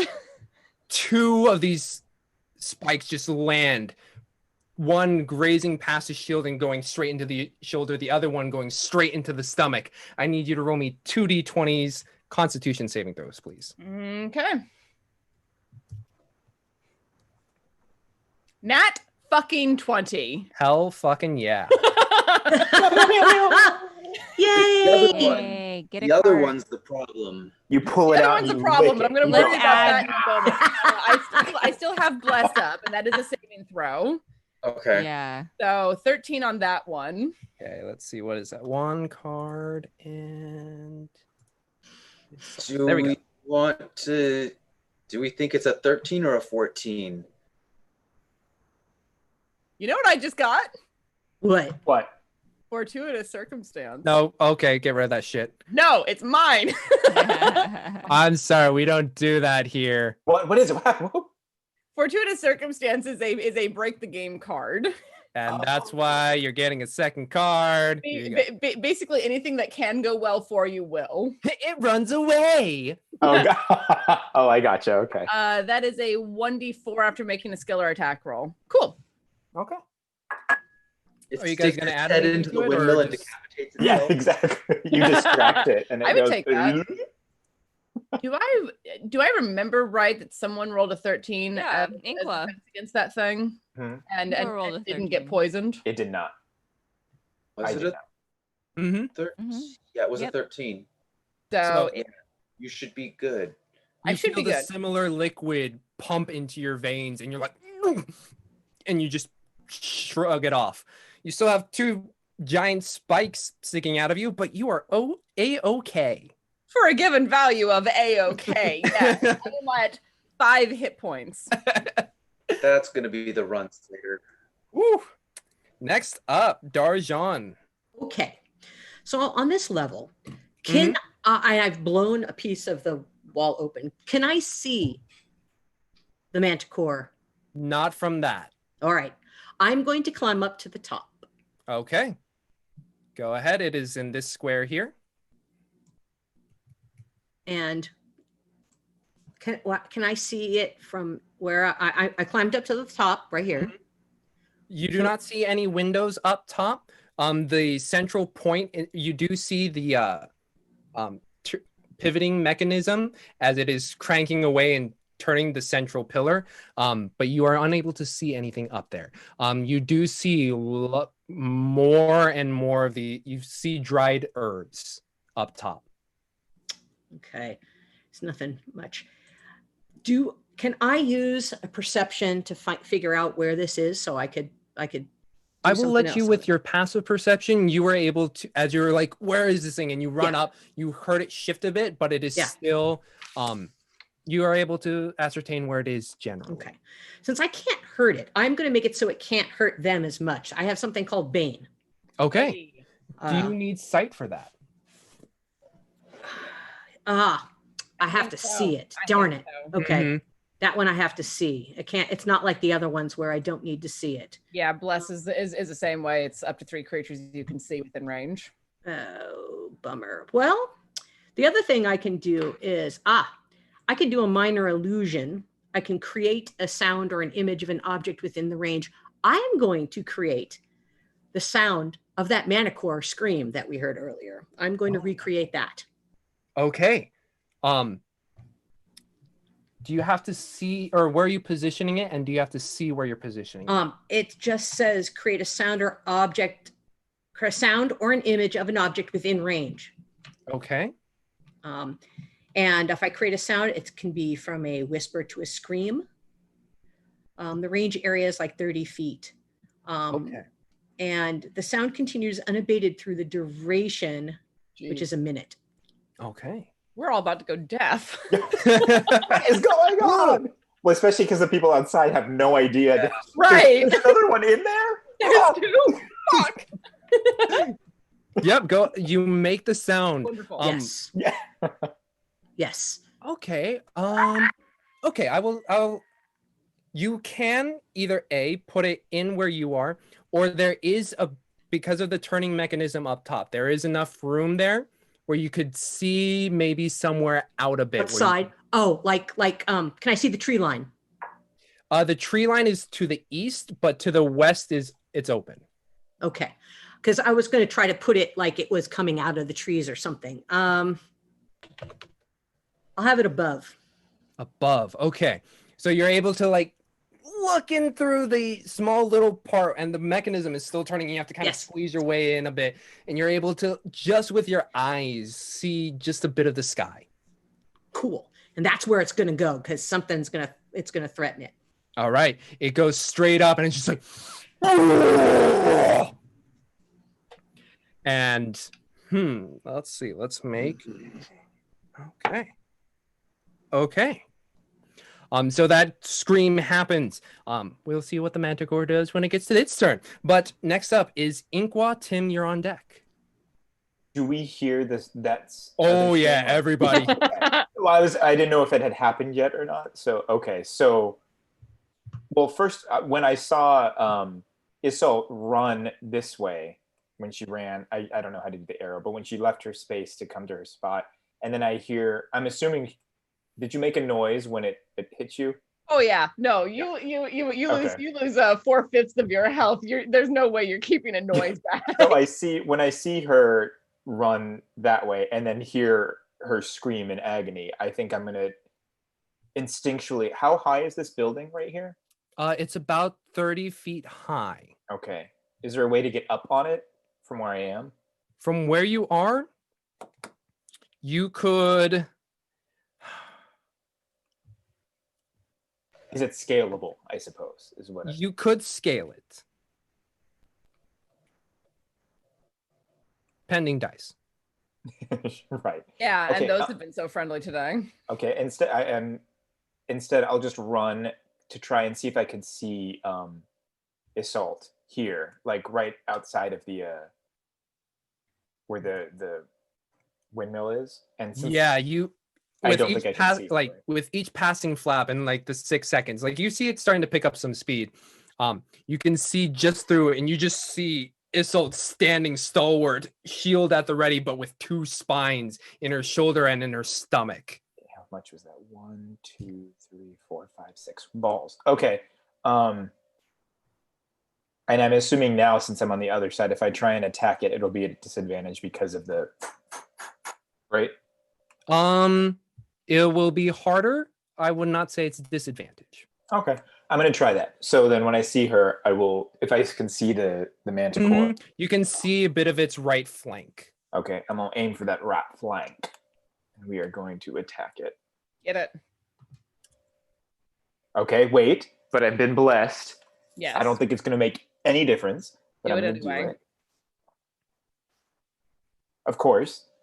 14. Nice. Unfortunately, as the thing is spinning, and with the Wait. Use the card. It's a plus 1d4 after making a skill or attack roll. These things can stack, right? Oh, yeah. If you want to use Isolt's card, go Use ahead. the card, man. it's okay. What is I'm that? offering it to you. Please use it. It's a 1d4. another d4. Okay. Yeah. Excellent. 16. Wow. So you see this right flank and you see the blade spinning and you're just like, wait. Roll me some damage. Yay. And since I got that hunter's mark on it, bitch. And an extra Yeah. D6. So that's why I was like, you're the one who has the best shot at getting some good damage on this thing. Okay. Yes. And then also, it's a d6, right? Yes. Okay, thank you. Oh, Well, that's okay. So yeah, you fire it and it just lands straight into the ribs and it's just like, and it starts to look around. Tim, you're up unless you have a bonus action you'd like to use. My bonus action? All right, I'm gonna. If I move down here, can I get a better shot at it? You can see why is no computer stop. From there you can see its head just like cresting the ridge of this rounded roof. I would say it has half cover. All right, I'll take it, and I'll take a shot with the crossbow. Nice. Nice. How far is the crossbow range before it gets at disadvantage? Before disadvantage, is it 80 feet up? Is it higher than 80 feet? Shouldn't be. You could look at that, or I can do it as quickly as I mean, it's 80 feet, but I'm wondering if it's 80 feet up. Oh, it's not 80 feet. I'm just making sure. But if it is 80 feet, yep, you hit with a 17. Roll me some damage. Get it. Roll damage. Get it. Get it. Kill it. Destroy it. Don't distract me. What the hell am I rolling again? I don't know. With the crossbow. Okay. Any of those. If it's a hand, All right, a whole 4 damage, and I move back behind my cozy cover. Smart. smart. Okay, It's a war of attrition. cool. Winley, you're up. Yeah. Winley is just like so discombobulated. She's hearing sound, she's hearing things, and she's like kind of clutching her amulet, and just suddenly stillness comes over her and she hears a voice, help her. And like suddenly, and she knows exactly what she means. And so, or what that voice is telling her. So she rushes out and she says, Izzy! Like she somehow even knows like what corner to turn. And she sees that Izzy doesn't look so well. And so she's going to hold her LaRue amulet and use her channel divinity to restore Izzy up to 10 hit points, but you can't be more than half of your max. So my max is 13. Okay. So you can get up to 13. Half of my max is 13. Yeah, so you can get up to 13. So that would be 8. Yeah. So you can add 8. I had to math. and I feel this rush of warm energy go through me and stand a little straighter, roll my shoulders and look at her and give a approving little nod. Yeah. And she's then gonna use the rest of her movement to rush back inside. And close the door. I mean, she'll like a little more gently. She'll close the door. I approve. that is the path of wisdom. Right. Excellent. Winley, you have healed Isolt, and Isolt, it is your turn. How far up is this thing from me? It's near the crest of this windmill, so it's about 30-ish feet up. 30-ish or 30? A little bit less. A little bit less? Okay.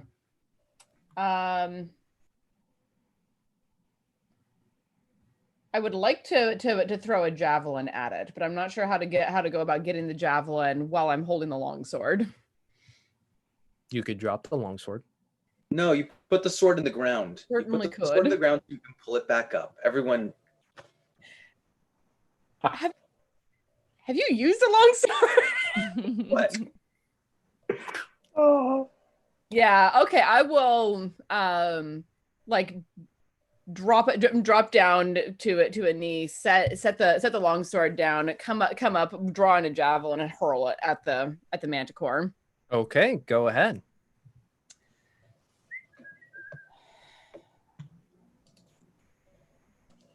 To hit.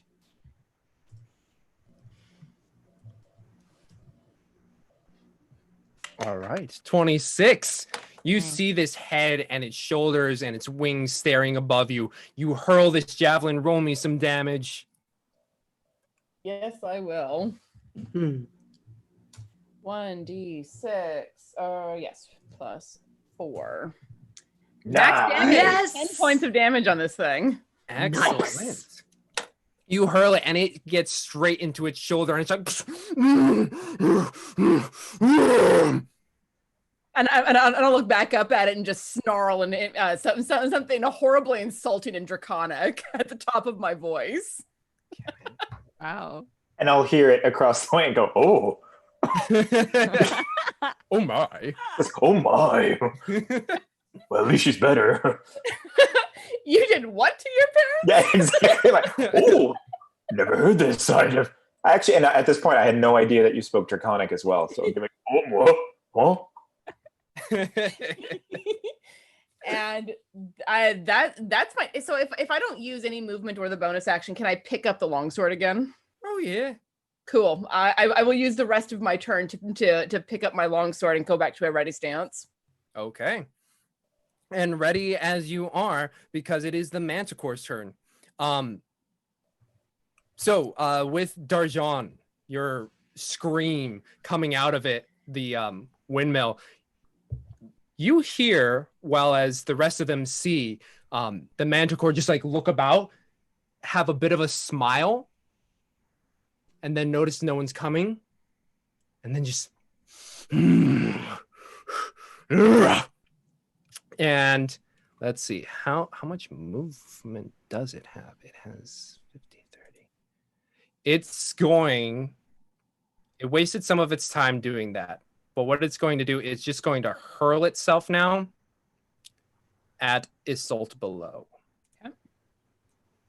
And it comes down on you here, and it just it will take, let's see, is it acrobatic enough? It is. It lands and just claws at you with 2 strikes. Okay. Oh god. And it was what you said in Draconic. I mean, I necessarily. 17 or a 20 hits. 17 does not. 20 does. 20 does. Okay, that is. What are you? That's a 1d6. That is 6 damage. And can you also make me a strength saving throw, please? I liked that smile, Tiana. I mean, strength is what I'm the best at. So, yeah. I mean, and it's a saving throw, so I can add bless to it. Yes. Yes. Brilliant. 17. Cool. Thank God. As it comes down on you, you feel this weight just crush down on your shield.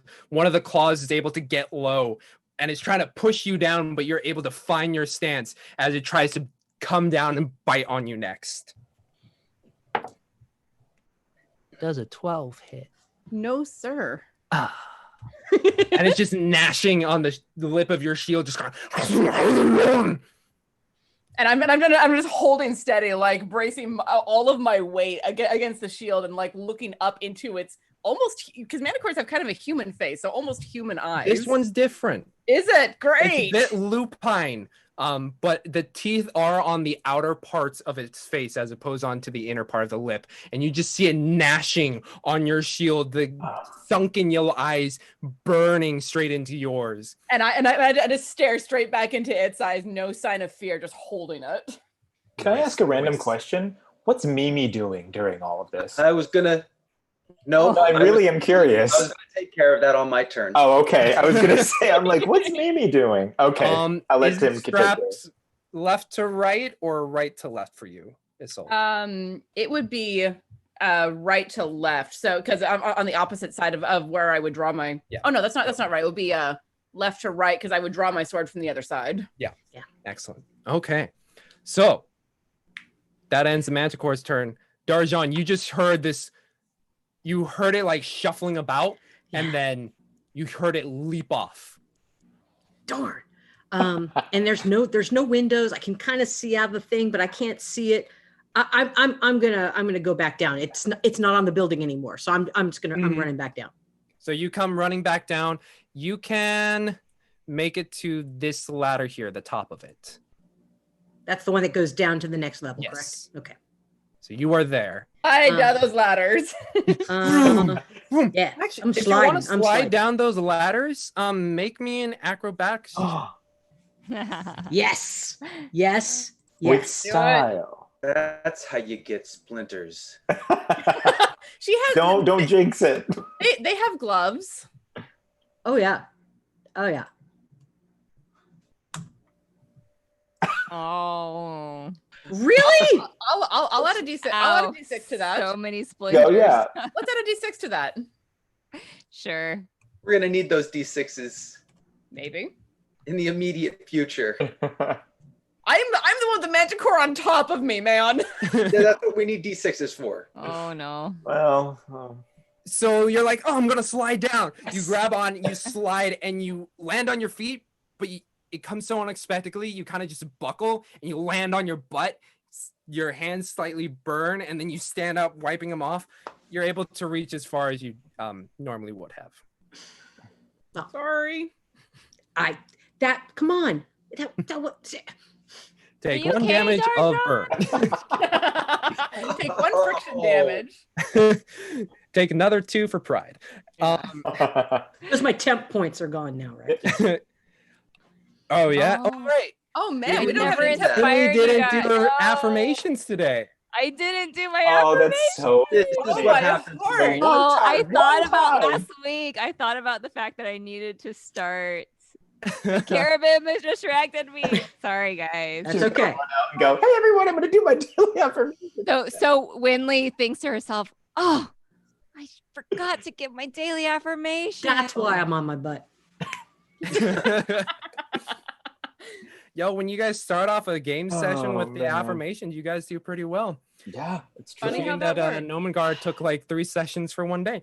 Anyway, Inkwell, you're up. Tim on deck. Okay. In hearing the draconic, he very aggressively he'll kind of what, and then as he sees the Manticore jump on Isolde. How high is this fence again? Remind me. The fence is only about 5 feet, or not even 5. So that's high. It's Like, able to 3 be feet. hopped over and then duckable. I It's guess. duckable, but it's also it's pretty standard one fence. It's maybe double slated across the way. Okay, so what I'll do is he'll run up to it, jump. Can he jump over it here, if I possible? would say it's low enough. You don't have to make an acrobatics check. Go Okay, ahead. and then if I'm standing, I'm assuming I still have a shot at Buddy here, right? Oh yeah, especially with Okay. your longbow. Okay, so then so he'll hear the draconic go, oh my god, and see her in peril and jump over, and as he jumps over, come up and then try and Get it. let it go. You're able to get its head. The backside has a bit of half cover. Then I'll come right over here. There we go. Full shot. There we go. No, I'll go here. Okay, and then he'll attack.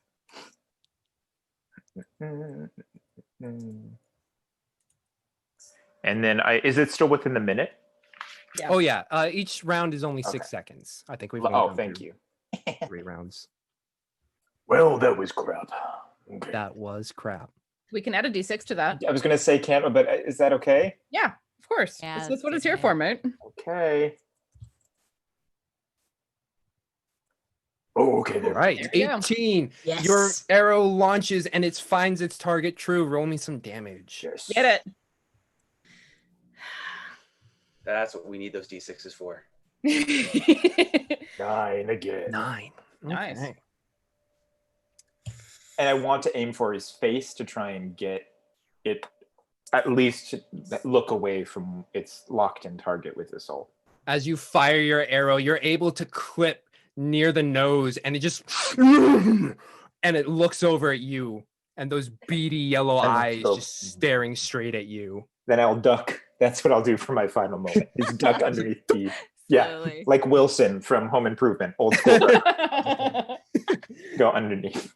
And just like your horns are slightly above the fence. Right. Horn, instead of half cover, it's horn cover. Tim, you're up with Winley on deck. Double move. And I'm gonna shout, Mimi, it's food, eat it. Nice.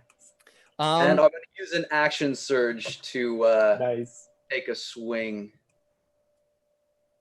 Check that off. I'll just remember. All right, so hold on, I forgot how to fight. Boy, that's the episode title for next week. Yeah. I forgot how to fight. Right. An adventurer's guide. 16. Your 16 hits, sir. Roll me some damage. Right. Get it. Do it. 7. And 7 points of sword damage. I dropped my bow along the way, or crossbow along the way, and pulled out my sword and shoot. Nice. We'll say it is right there. That's hard to see. Yeah. It's right here. I'll find it later. It's In the grass somewhere. yeah.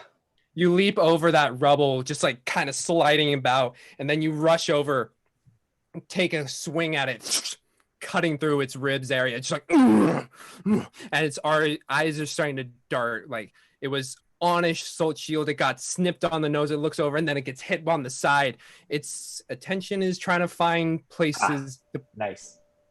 put. And Duke Fleeg, thank you, Your Grace, gives 1,000 bits so Inqua can stop worrying. Oh, so much, Your Grace. Aww. Ink was never going to stop worrying. Yeah, no, Inqua is this adorable ball of anxiety. I don't know what's going on, you guys. Make me a quick perception check, Tim.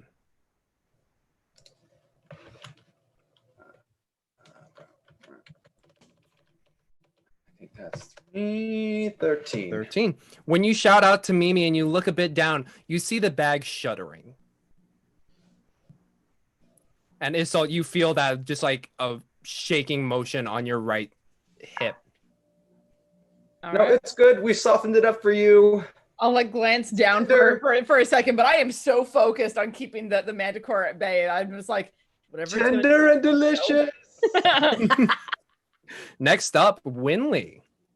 Oh, I thought Mimi was gonna do something. Yeah. So Winley, I think, still senses that Isolde is in danger. So she is gonna move back outside. Immediately see this horrifying picture of this Manticore just on top of Isolde, and she just gets so angry and like overcome with like needing to protect Izzy that she casts Guiding Bolt on the Manticore. And Roll me that hopefully- attack. Please hit. I know. 13. Did we add? Do we have more? Yeah. D6 would be a 50-50 chance of turning that into a hit. Let's add a D6. Do it. Okay. Always add a D6. We did Those are Call of Cthulhu odds. Let's do it. Yes. All right. 18. Yes. What is this guiding bolt look like? She just like concentrates all of her energy and her rage at this point, seeing Izzy in this position, and like a huge flash of light just streaks towards the Manticore. All right. And as it leaves your hand, it's almost silvery, almost moonlight in your hands as it launches out, and it smacks this Manticore on the side where Tim hit it. Roll me some damage. Yes, lots of damage. Oh, Yeah. not Nice. Okay. Wow. That's okay. Damage. Low average, You know. but you do 10 damage to it. And as it hits it on the side, it starts to glow in a similar light. Whoever hits it next has advantage, which I'm assuming Isolde you would like to use. I just typed in the string of letters and numbers that will allow me to do this. Let's see if this actually works. So yeah, no, seeing this thing like light up in front of me, I'm going to take a swing with my longsword. Nat 20. 20. Nice. Thank Nice. you, Winley. All right, as I get this card ready for you, roll some damage, double it, and I will add your double it. modifier. I will double it, and I will also use my last spell slot for a divine smite. Ooh, that's going to be juicy. Go ahead. Nice. Cheers. All right, so it is a 1d8 for, oh goodness. It's 1d8 for my regular weapon and 2d8 for, so it's going to be 6d8. Okay. Ooh. 6d8 plus Nice. 4, I believe. Nice. Oh, that's good. That's good. That's going to be Oh Mark. boy. We're all gonna have Manticore burgers tonight. Yeah. Holy shit.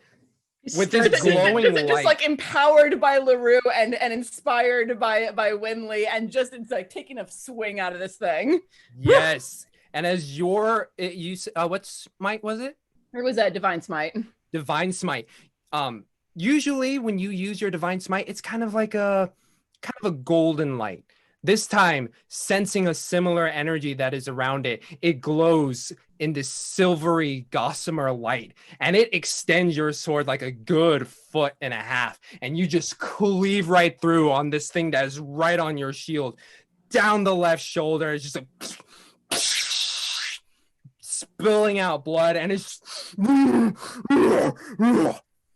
yeah, damn. Damn.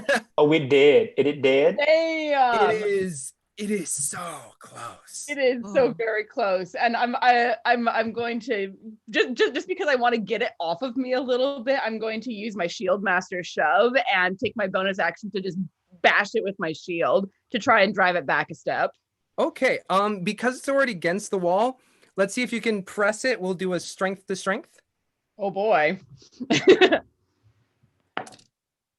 Okay. A strength thing is still a D20, so can I add the bless to that? Yes, you may. Brilliant. 23. Nice.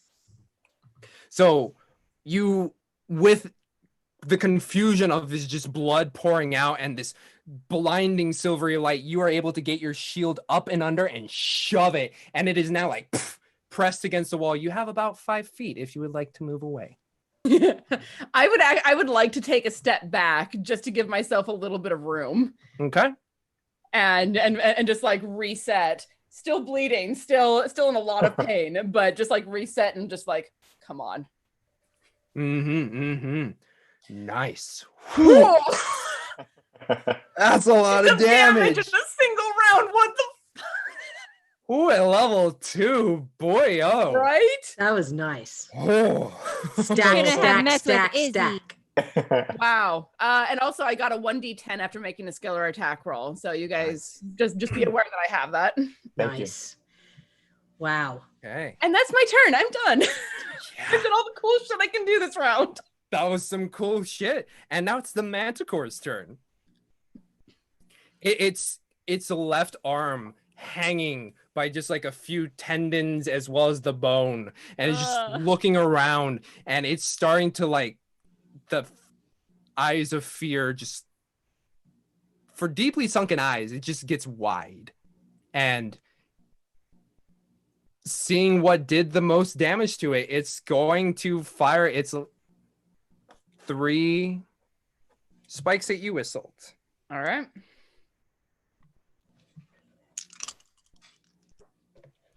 Let's see here. Yep. Okay. And I'm just going to roll now for my attack. Do I have a card? I just need a minus to you. Oh, yes, it does. Does an 11, a 10, or a 16 hit? No, sir. None of those hit me. None of those hit. So Just As like it- behind the shield, tick, tick, tick. Last desperation, one of them flies wide, and then the other two come careening at you, and with one you're able to parry with your sword, and the other one just like slams into your shield. Doesn't pierce through, but you can feel the weight behind that one. If you didn't catch it, it may have hurt a bit. And after that, it's going to try and fly. Go ahead, Tim. No, knew it. I rolled a 20 on my hit. Not going anywhere, no matter It's what. not going anywhere. Roll some damage. Yeah, well, I'm running out. I'm running out still. I'm running out. Still. 9 damage. 9 damage. You, as it's trying to like get away, you're able to cleave down onto its wing, and it just crumples. Its left wing just like right wing still up and wide, but the left one just kind of crunched up. Damn. I learned from Darjean you need to have 2 of them. So close, y'all. I know. Darjean, you're up. Just peek on out. Use the hand crossbow. Just slap it. Oh, if you want to try sliding down again, you could. That's what I'm trying. I'm gonna try sliding down again. All right. Wait just a second. Come on, go away. Nope. Why is it not giving me? Sorry, it went back to another weird roll. Okay. There it is. Nice. There you go. Nice. There we You you learn from your first mistake. Backflip You're able to down. get your hands on there nice and firm, but not too firm, and you get your heels locked in, and you're able to just slide down. I will say you still have your 30 feet of movement. Nice. Cool. Get it. on DJ. Yeah. I would say, yeah, nice. Yeah. Yeah. So I'm going to try it. Do it. I got the crossbow. You need to Yep. you need to be jumping across and shooting it. Yeah. Yes. Oh yeah. No. All right. Slide. This is the very first time I've shot something with this character. What do I need to roll? Dexterity plus your proficiency, because it's a hand crossbow, and then just a d20. Proficiency. Should Yeah, be a and plus your 2 at this moment. Yes. And if your dexterity was a 15, that should be also a plus 2, so plus 4. 4, D20 right. plus 4. 4. Yep. Got it. Neat. Get it.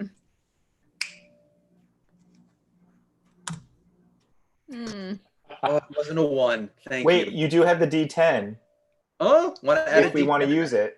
Wait, we can add the Nice. D10 to it. All right. I mean, let's kill it. Let's It's up get to it- you. Let's get it done. Do it. Yeah. If you're jumping, I think we use the D10. Yes. Yeah. Yes. Yes. Totally. I've got to do the whole. Absolutely. Roll that D10. Oh no. Do we want to add a D6 to it? The heck, We peeps? have to See, do- I'm nervous now. No. What the heck, peeps? I mean, for the Okay, cool well, factor, we have a as few more James people. O, I would say add that d6 because it would be pretty damn cool. Oh, okay, do it. Then do I'm it. right. gonna say Yeah. do it. Okay. I, You just need one person to second it, man. The DM is seconding it. Go. Yes! Okay, there we go. There we go. Wonderful. Claim your kill, Darjean. Oh, kill Oh. thief! Oh man, come on! I slid down the whole thing and did. Yes. And I We see did- it on fire. You light up my life. Oh, okay. So you, in this windmill, trying to hit it from on the inside, trying to do something. You're like, ah, fuck it. I'm just gonna go down. You run down, and you're just like, you light up my life, and you just like careen through Matrix, and it's like goes right in through the eyeball, and then from Tim's angle, you can just see the arrow sticking through the right eye or left eye, left eye, and then coming out just the tip of it onto the right eye. Just the tip, huh? Yeah. Sometimes that's all you need. We're so mature. We are not. Don't put that on me. And for a moment, you see it walking around, unable to blink. I don't know why I'm blinking, but unable to blink, and it's just like.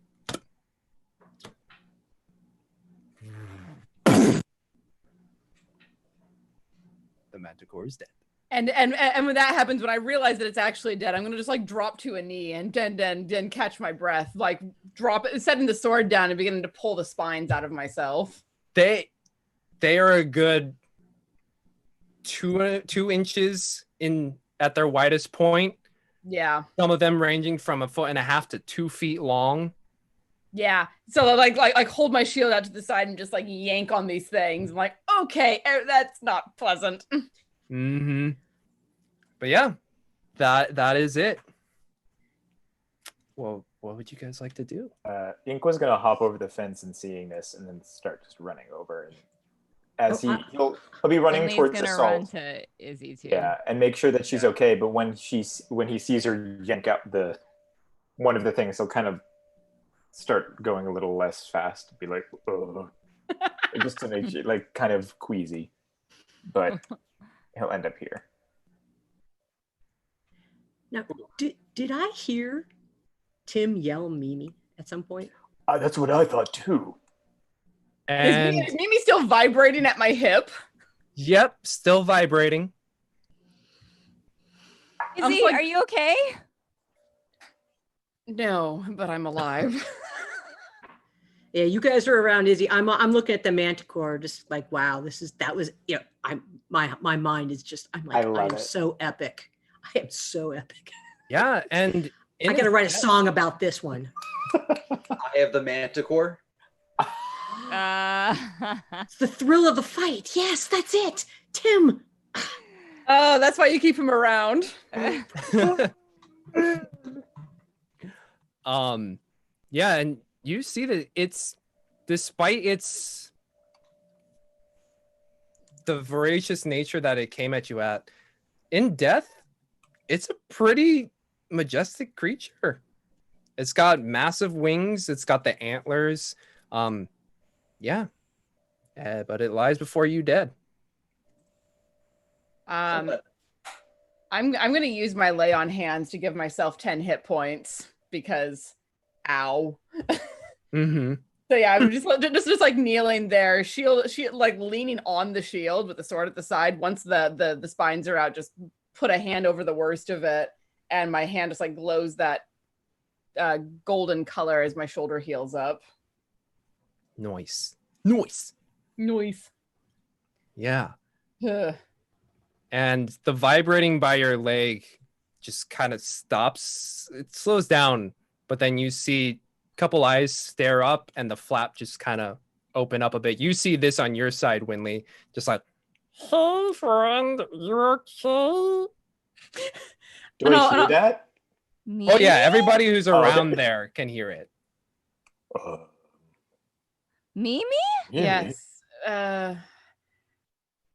Hi everyone. Mimi's still here with us.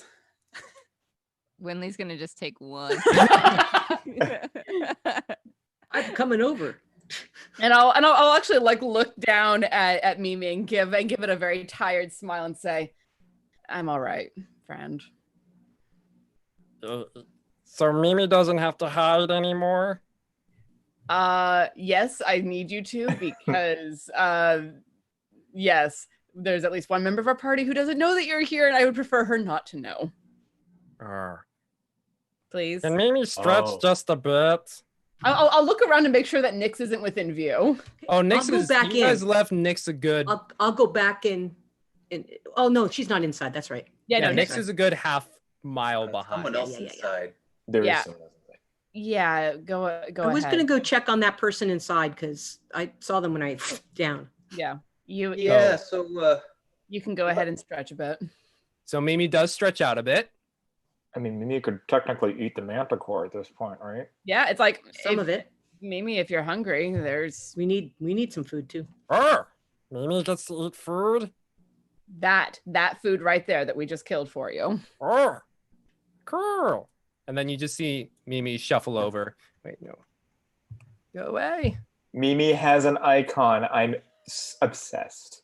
That's there he pops out. He popped out. where's Mimi's entry on the website? I didn't see Mimi. We need a Mimi entry. Yes. Yes. I'm Mimi so likes food. Mimi likes doing moonlit walks. Mimi likes squirrels and gnomes. Oh, Mimi is single. Mimi is single. And that's a little taste of our Patreon bonus content. Yeah. There we go. Always got to market that Patreon. Yeah. But yeah, you see Mimi just be like, oh, okay. Shuffles over and it starts to gnaw on the face of this creature. Cool. Winley kind of looks away horrified. Yeah, and I'm glad I'm not It's standing there not anymore. clean. No, I It's didn't just expect going at it. Winley's gonna take another step back so she doesn't get blood splattered on her. Yeah. But then we won't have to see the face anymore, so that's good. That's something. I'll stand up and look over at Winley like, well done. LaRue came through this time and it worked. It did. And it gave me the strength that I needed to do some very serious damage to that thing. Well done. Yeah. And Winley's just kind of just so ecstatic that finally she's been like able to properly channel LaRue. Yeah, and I'll clean off my sword sheath and just like sling an arm around Winley's shoulder and give her a half hug. Oh.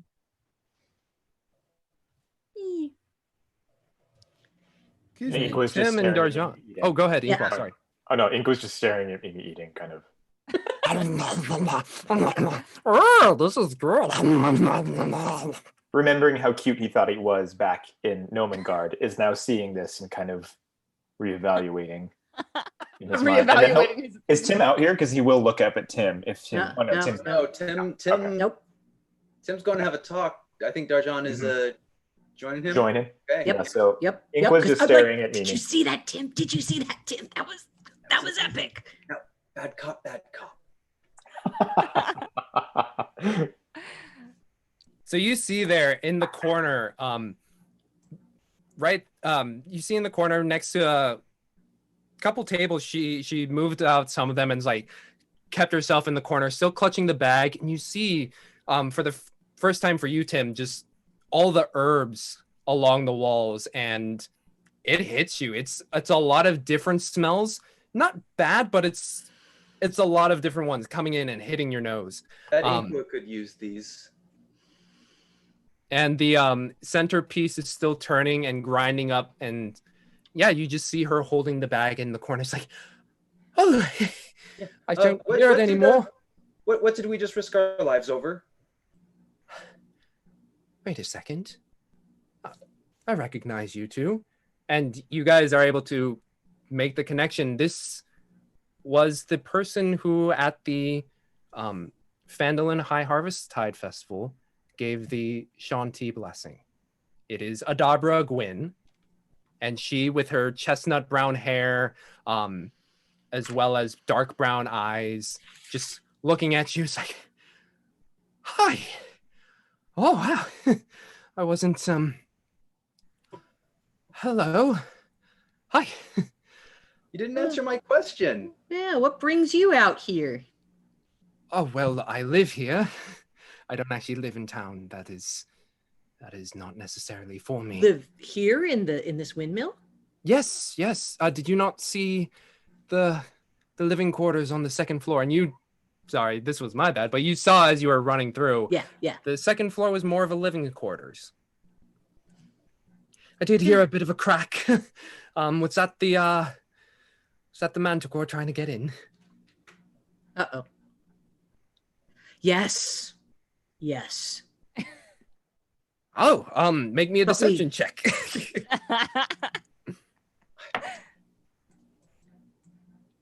Just 1 second.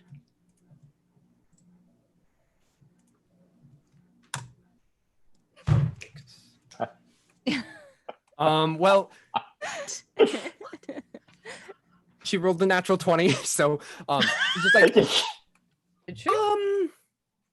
right, we're gonna have to talk about that, but you guys did save my life, so it's Yes. I will Minimal damage to your area, but a lot of damage to our friend out there. Yes. Well, I do have a bit of poultices and things I could use. Well, yes, let's get started. And she like gets up and she holds the bag and she carefully places it on the side table and she looks at some of the herbs and she's just like, that one. You still didn't answer my question. What did we just risk our lives over? What is that? Yes. Well, let's see. And she grabs a few more, and as she's grabbing, she begins to talk, and she's like, well, I was leaving the festival right about the time the dragon attacked, so I was able to see a lot of it. And she starts to grind up some stuff in a mortar and pestle. And being me, I was like, oh, well, Harbin isn't going to do anything, and Halia is going to have to battle him, so might as well think of ways for myself to get things going. And things got going as I did. It's been a few days, and you can see now, with the manic nature about her, as well as her dress and her face, she looks like she hasn't slept in a bit. The dress that she had is tattered, dirty. Her braid that you saw when you first saw her giving the Shanti blessing it's still in a braid, but the hair is loose and about. Possibly the same braid. You don't know. She is sweaty. She's kind of gross in how little she seems to have taken care of herself in the past couple of days. So, well, but we saw the Manticore chasing you over here. Yes. Why was the Manticore chasing? Is it a Manticore egg? Is there a Manticore egg in that bag? Oh, no. Even better. Better than a Manticore egg? What? Yeah, there's not much better than Manticore egg. And she's like still grinding up the mortar and pestle. Yeah. Can we see? Yes, and she's got wide eyes and she's... Yeah. A bit of a mix of hysteria kind of at this point. And she goes over and she places the pestle down and then she pulls open the bag and you see a small baby version of what you had just fought. And it is no longer breathing, but it doesn't look harmed in any way. It's not breathing? No. Do you need a bigger one? Because well, I'm getting eaten right now. No, you're eating it. No, I didn't say that. Did I mind trick? Well, mine didn't work, so. Right. Yes. Oh gosh, I haven't slept in a while. I didn't mean to insinuate you were eating it. No. Basically, what happens is when a manticore grows older, the toxicity of its venom kind of stays the same in its concentration. But if you get a baby, a smaller one, the potency is much stronger. And essentially, after seeing the dragon attack, I thought to myself, why not prepare for when it comes? So you're making poison for the dragon out of Manticore? Yes, and adult ones, yes, you can find a spine here and there after it hunts and maybe extract a little bit, but it's not that strong. So I thought maybe if I get a baby, which took a bit of finding, but I did, and I did not hurt it. I simply fed it some herbs that ended its life peacefully. And while I was making my way out, I was found, and luckily my horse is my horse still okay? I don't know for sure, but didn't see it get attacked. Manticore, yeah. Yes, well, we were able to get out, but yes.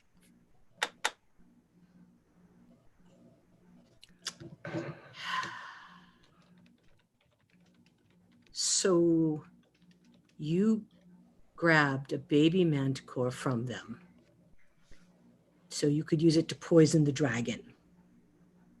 Yes. That's a pretty good plan. Thank you. I was and she goes back to she places the despite it being hauled around in a sack, she does place the baby down with a bit of care. And she goes back to the pestle and starts grinding it up. So do you want to bring in your friend and I'll do some work on them and we can hopefully set you all about right and all? Yeah, well, we do have some healing within the group, but I'll see if they need something. I'll go outside. You stay here, Tim? I'm gonna stay here. Yeah. We saw what appeared to be the remains of a dragon attack from a day or two ago. We followed the tracks of whatever it attacked out of the woods. It seemed to veer off to the, oh God, do I even remember? To the east? Northeast. Northeast? Look at you. Yeah, you didn't happen to... the reason why we came to here was to see if anyone saw where they went and if they needed help. Oh, I did not see anything. I was... you said they were leaving from the northeast? That means I was probably in the same woods. No, coming from the southwest. Okay. Well, I was coming from the woods to the east. I did not see anything, as I was a bit on the speedier side of trying to get out of those woods. Makes sense. Okay. Well, I'll let the people outside know that you have some healing for them inside. Be right back. Okay.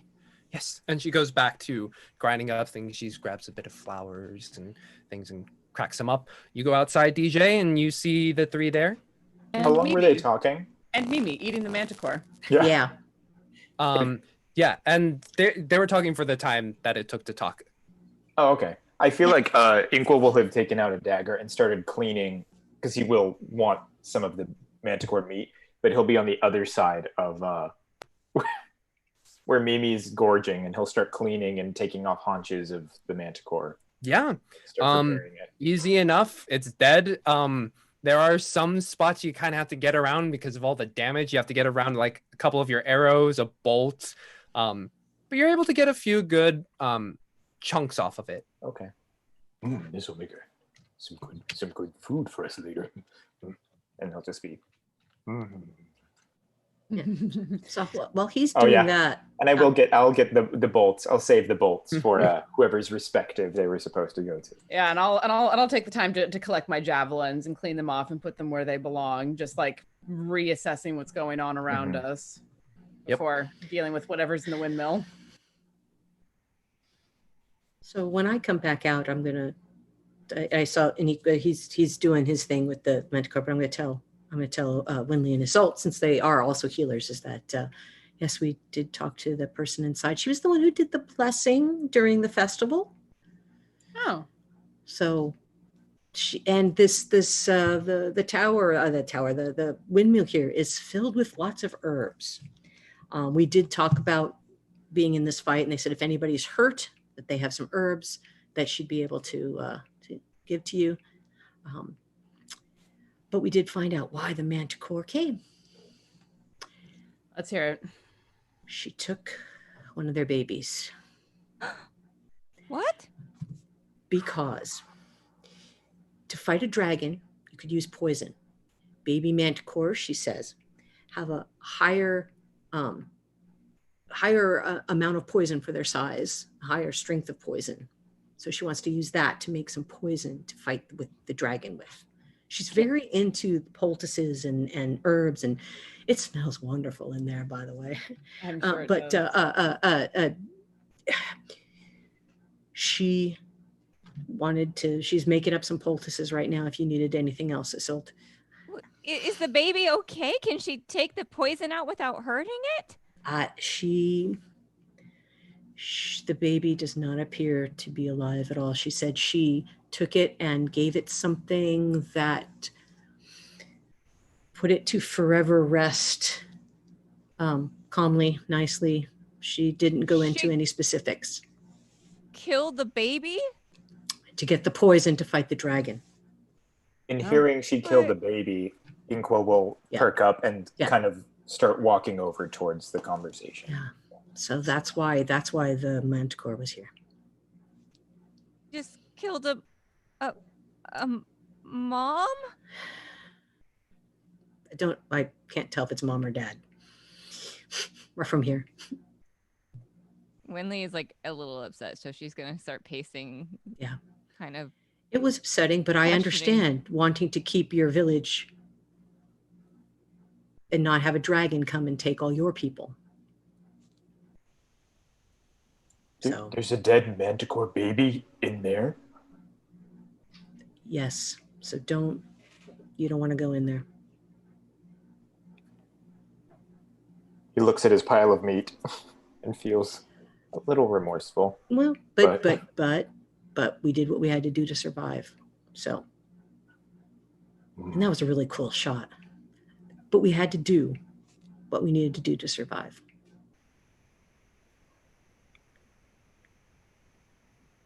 And I'm watching Inqua and Winley because I have my opinions on it, but I'm waiting to see what the two youngins do. Inqua's the same age as you, but whatever. He acts like a youngin. He's not. He's a farmer. He doesn't really get out. He doesn't get out much. Since no one's come in by now, I'm going to walk out and pick up my crossbow. All right. Good call. But I was going to come back after letting them know what's going on, seeing if anybody needed to come in and get a poultice or anything like that. I mean, I do need some healing. I've been hit a bit, but all right. He'll follow whenever someone goes back in. Yep, I'm going back in. You can come. I'll follow DJ in. Okay. Winley, are you all right? I'll tell him be careful that the baby is not outside, so don't worry about it. You'll be okay. I don't know, Izzy. I don't feel good about what we just did. I understand that. I think I'm just gonna wait outside. All right. No, I'll reach over and just squeeze her shoulder gently. It's a hard thing, and we didn't have all of the information when we came into this. And sometimes all you can do is what you can do with the information that you're presented with. And that doesn't make it hurt less or make you feel less guilty. But sometimes you have to learn to live with it. Yeah. And Winley's just gonna kind of shuffle over to Mimi. Oh, are you expecting me to eat all of this? Oh my god. You looked cute as a bag. Sorry, what? You looked cute as a bag. Pretty fashionable. Thank you. Mimi's gonna be like a satchel at the end of this. I don't know if Mimi can eat anymore. Yeah, Mimi's done. Cool. I'll look over at the two of them and just leave them to it. Because if Mimi is that full, I'm sure that Winley will be fine. and go in to get some healing. Okay. So all four of you end up making your way inside, and you already see quick work. Adabra has already just like started smearing them on like some bandages, and she's ready. She's got like 5 of them set up, and she's like, "Oh, right. Oh, wow. You all. Oh, did you pull one out?" Yes. Mm-hmm. Shit. Oh God. Should have gotten me sooner. And she grabs a couple bundles and she stands by you and she starts to wrap over the areas. And just due to the pressure, they hurt a bit, but they have a bit of a cooling sensation as she places them over your bodies. Well, first of all, she's like, "You're going to need to take off this armor if I'm going to really get in there." I'll just look at her and like lift up the chain shirt and the shirt underneath it to get at the stomach one. Like, okay, start there. Stomach one and fucking hell. Okay. And she points to you, Elf. What is your name? Darjean. Thank you. Grab a couple of these. Start helping the dragonborn there. Start wrapping his wounds, and I'll get to this holy one. God, that's a joke. That actually makes Assault laugh because it works on like 4 levels and she appreciates stupid humor. Yeah, and you see that she noticed the crest on your is it a tabard? Shoulder? Yeah, Shoulder piece. my mantle. I think is what it's called. Mantle. Yeah, tabard's the one that goes up and down. Yeah. Yeah, simple mantle that has the LaRue, and she catches it very quickly and just continues to wrap and go. Inqua, may I wrap your wounds? Thank you, Darjean. That'd be great. Make a medicine check, Darjean. I will. So glad I wasn't picked. Poison.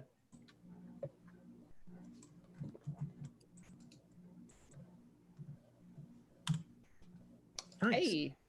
Yeah, and your time at in Silvery Moon, just like grabbing different bits and pieces of different knowledge, you're able to see the wound and be like, okay, yeah, and then you got to remove the armor and like move it around a bit, but you're able to. That's why I asked him so I could get in there. Yeah, able to wrap it up pretty easily. Not as quickly and as efficiently as Adabra, but just from basic reading knowledge, pretty good. I have more flair though. Yes, so much more flair. Like you tie the end, and it's on the one that hit Inqua on the shoulder. It's a beautiful bow. Oh, tie a yellow ribbon around Inqua's. So I start singing to him a little bit. That was nice. And while they're doing that, I'm getting my chain shirt off while Adabra's working on the abdomen, stomach. Yeah. And she's just like, wow, that did a number on you. Thank you all for... Oh, I have an idea. I will finish this and I will be back. And she looks at us like, what time is it? I don't even know. Good God. Around noon, isn't it? Yeah, and you see it's right about noon. You guys left Gnome and Guard at a pretty decent hour. Yeah. But it's around noon. Sun is not there. The sky is still gray. So she's like, noon-ish. I don't know. Ties it up. It's like, all right, I will be right back. Don't go anywhere. And you see her go up the ladder. There's living quarters and things up there, so she's yeah. She lives here, out in the middle. Lives here. That's what she said. Yeah. And when I went upstairs, up the ladder, I saw there was some primitive living quarters in here. What the hell? As you hear a shout come from upstairs. Uh-oh. I'm gonna go outside. Well, time to be hitting the old dusty trail. It's very Darjean, darling, stop insulting our host. No. No, you're not going to stop insulting our host. No, but that's. I don't think that's why they yelled. I think it's the hole in the roof. It's the what? Oh, I heard the fun crap. Never mind. I saw it from when I was running around. Well, tell her she has a new moon roof. And she's very practiced. She has one arm like making a lip of her with her dress, and then the other arm on the ladder, and she just slides down and just like, all right, my thanks. Here you go. And she presents 2 bottles, and they have a reddish liquid inside. And you guys have 2 minor healing potions. Nice. I'll take them from her and then say thank you very much. It's not much, but thank you so much for your help with that. I know it's noon, but it'll take you about another couple hours to get back to Phandalin. If you guys wanted to stay, I don't know what you would do till the evening hours, but if you wanted to rest, you may. But yes. I think we need to push on. I agree. Bessie's still back in the clearing in the forest with Nyx. Have you seen the dragon at all since the attack? Just the attack. Every day I am looking at the sky. Don't blame you. Well, at least it hasn't circled back around then. Yes, that is Most good. Most good. Well, I will, if you guys are not in need of any other assistance, I will continue to prep for when it does come. Sorry to leave a massive dead manticore in your front yard. I think it would be good fertilizer. I can figure out a way to use it or something. I don't know. All right. Well, I'm sure we'll see you back in Phandalin.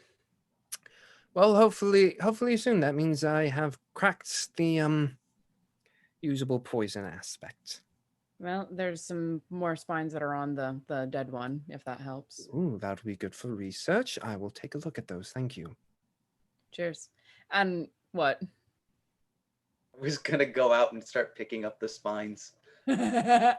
Well, Some of them. I'll come out and then come and assess what's going on with Mimi. You see Mimi a little bit more bulbous than before. Just kind of laying on the ground, kind of where it was more of a erect blob. It's more of like kind of settled into itself and just like, that's good. Are you properly full, Mimi?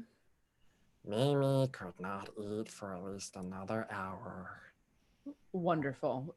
Why don't you turn back into the bag so we can get going? Okay. You said fashionable, right? Yeah. Okay, here we go.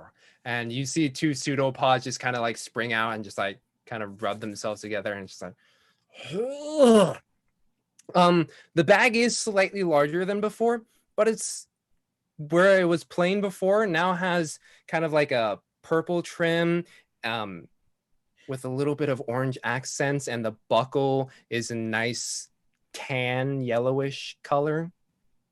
Very much the color scheme that you see with Mimi there. Yeah. Nice. Oh. All right. And once it's done transforming, I'll reach down and sling it over my shoulder again to have the bag part rest on my hip. Okay. And just like pet the top of the bag. Shh, it's okay. The Mimi burps. Exactly.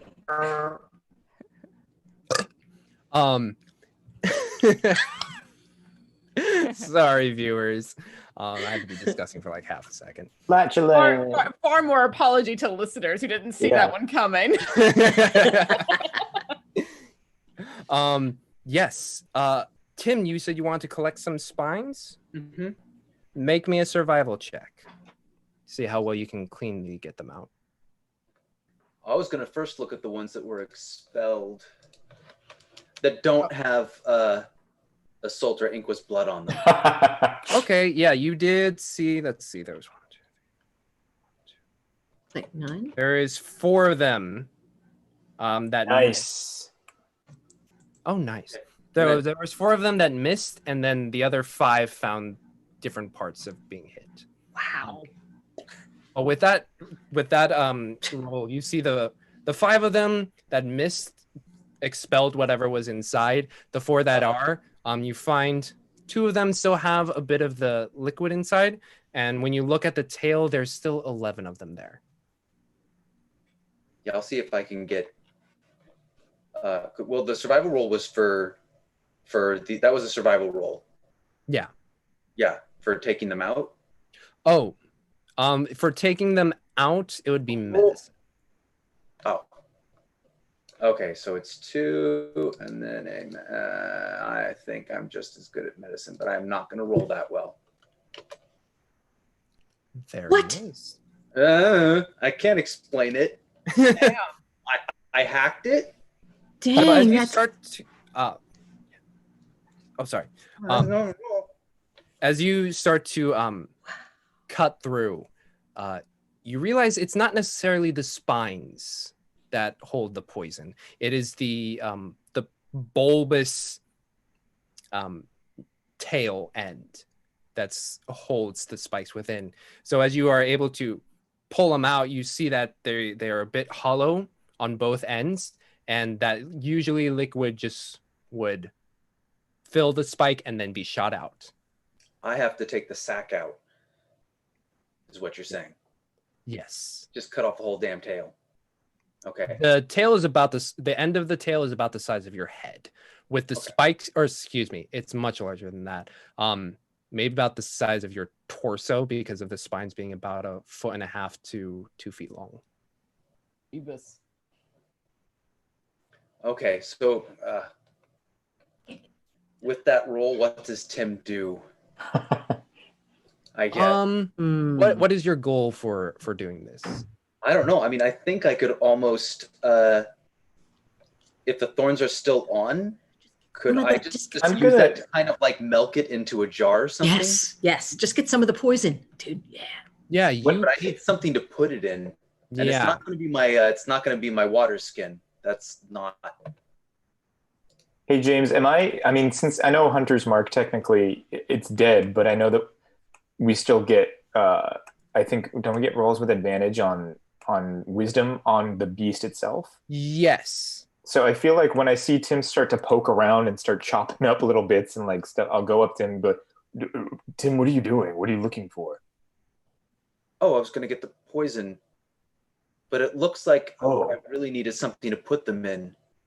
Do you think she has any jars? She gave Isolde some, what do they call little Inqua no talk good late night. Sorry. It is getting pretty late. I'm sorry, guys. I'm like this is a problem for little jars. Yeah. Thank you. Okay. Thank you, Darjean. But I was going to say, if he's looking specifically on where the sack would be for poison, I'm wondering if I would be able to locate it with kind of judging the beast itself. Oh, I mean, with his medicine check, he was able to find where it is. He just needs to figure out where to put it. I've ruled out water skin. I'll run back in really quick then when he says that and just be like, Adabra. Yes. Adabra, do you have any spare bottles or little? What kind of medicine woman out in the middle of nowhere would I be? Could I have maybe 5 or 6 of them? 5? Oh, that's quite a bit. How does 3 sound? 4. 3. You killed a baby man. No, I won't get that. I'll just take the 3. I'm not gonna. Yeah, I'm not looking in that corner, but I'll be like, that sounds great. Yes, thank you. Okay. And the day kind of done for her. She was slumped in a chair and she pushes herself up. All right. 1 second. Climbs up the ladders. You hear a bit of shuffling. Comes back down. Similar style. 3 bottles, and they're about this big, pretty small. Thank you very much. Thank you. And then kind of make my way out. Toss them to Tim. Here you go, Tim. And I'll be coming out at about this time, putting my chain shirt back on. Mm-hmm. Right. I'll fill them up. All right, you're able to get 3 bottles of Manticore poison. Oh, nice. Also, for the group's information, we have a couple of healing potions. I'm not sure what the best way to distribute those will be. James, are you rolling with the same rule that it's a bonus action to take your own? Yes. Okay. So it might. I feel like Tim should have one. I wouldn't be opposed to you having both of them. Why? Because I see how you operate. I knew what the answer to that would be, and I asked anyway. So I have no one to blame but myself. All right, you guys ready to head back and make lunch with these Manticore steaks? I am. Oh. I don't know. After watching Mimi gorge itself, I'm not sure I'm hungry. Oh, trust me, I'll make it. Are any of the roots or other pungent substances that our friend Abra has, are they food based or are they all for medicine? Are there any ones that are good for food? I was going to ask if we could have some because. Yeah. Are you just asking? Yeah. Or are you trying to look? Well, I'm asking. I'm just going to ask her. Let's see. I do have some in the greenhouse if you would like. Aha, that was what it was. That is a greenhouse. Okay. Yeah, let's do you mind if we, get a few foodstuffs? We're still gonna be a ways before we can get anywhere. Yeah, certainly. All right. So All right. I'll go look. Oh no, let's go. right. And they walk, and you guys go to that back room area. Yeah. And it's about, maybe 10 feet by 15 long, 10 feet wide. And she opens the door and and you see inside there's different types of vegetables. You see some of the herbs still fresh, and and she grabs just a little bit of some root vegetables, and she grabs a couple. Make me a nature check, just real quick. I see beetroot and A watercress. nature check. and Okay, just a second.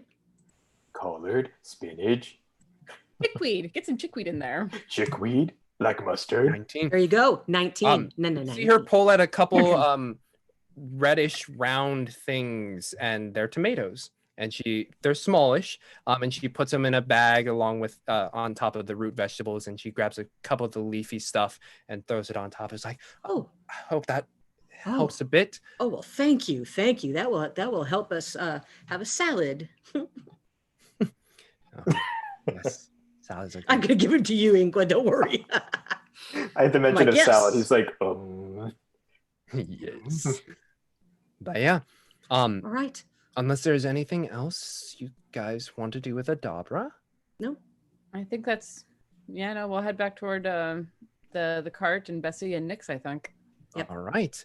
And as you guys make the it's about a quarter-mile trek. Well, hold on though. I don't know. Do we want to continue following that blood trail? maybe take a quick rest moment, and then We haven't eaten. I am curious about the blood trail, though. To be I am honest, too. Well, yeah, we should at least get back with Nyx. could drop off the supplies and Bessie. stuff. Sure. At least. So let's go there. And give her one of the sending stones so she can call us if Ah, Good Well, call. now is there a reason to leave her behind? If we know that it's further out, we're not going to go a day out and then a day back. That's Yeah. silly. And we have to deliver these supplies. I'm pretty sure that we can follow the trail for a while. We should know where Phandalin is, and then we can branch off, cut across. drop Yeah, Yeah. weapons, come That's back smart. and pick the trail back up. Perfect. That's sounds good. Good call, Tim. But lunch first. smart. Lunch first. Inqua, feed us. Feed us. Absolutely. Yes, here's the. Please, I'm begging. Nice. Sorry. And with a sorry. crack of the claw, That was wonderful. you guys start to make your way back to where Nyx and Bessie are held. And as you begin to sit down for a meal with Inqua, that's where we're going to end tonight. Yay! At a nice early noon lunch. We'll see what Like a they do breakfast? next, following the trail of great importance. But until then, we shall all see you next week. Don't forget, you have tonight, tomorrow, and today for the big grand giveaway, and then we will be making that drawing next week with our show, I believe. And also, we have the Untitled podcast being live tomorrow with our very own Tiana, talking about the voiceover, audio, and writing a book about that started with a joke. Also, I forgot to mention at the top, our Mitten drawing for character creation will be happening live then too. So if you are interested in seeing that live, if you are interested in possibly making a character, I'm certain Thomas will find a way to get you in the drawing for our next Mitten. And if you are unfamiliar with our Mittens, it's where you, the community, create characters, and we, with those characters, go kill a bunch of shit. It's pretty fun. Last time I played a character named Ringo Steer. Ah. Good times. Yes, that was awesome. That was wonderful. Yeah, go onto the Discord if you are a Twitch subscriber or one of our wonderful patrons on Patreon. You are eligible for a slot to get signed up. Yes. Look on for all that information. We have a lot of stuff. And again, because we are doing the Untitled podcast live, there is no Chaos Agents tomorrow. We will have Great Dane Society on Saturday. And I believe that is it. So until next time, dears, stay safe, stay healthy, and we shall see you all on Monday. Have a good night.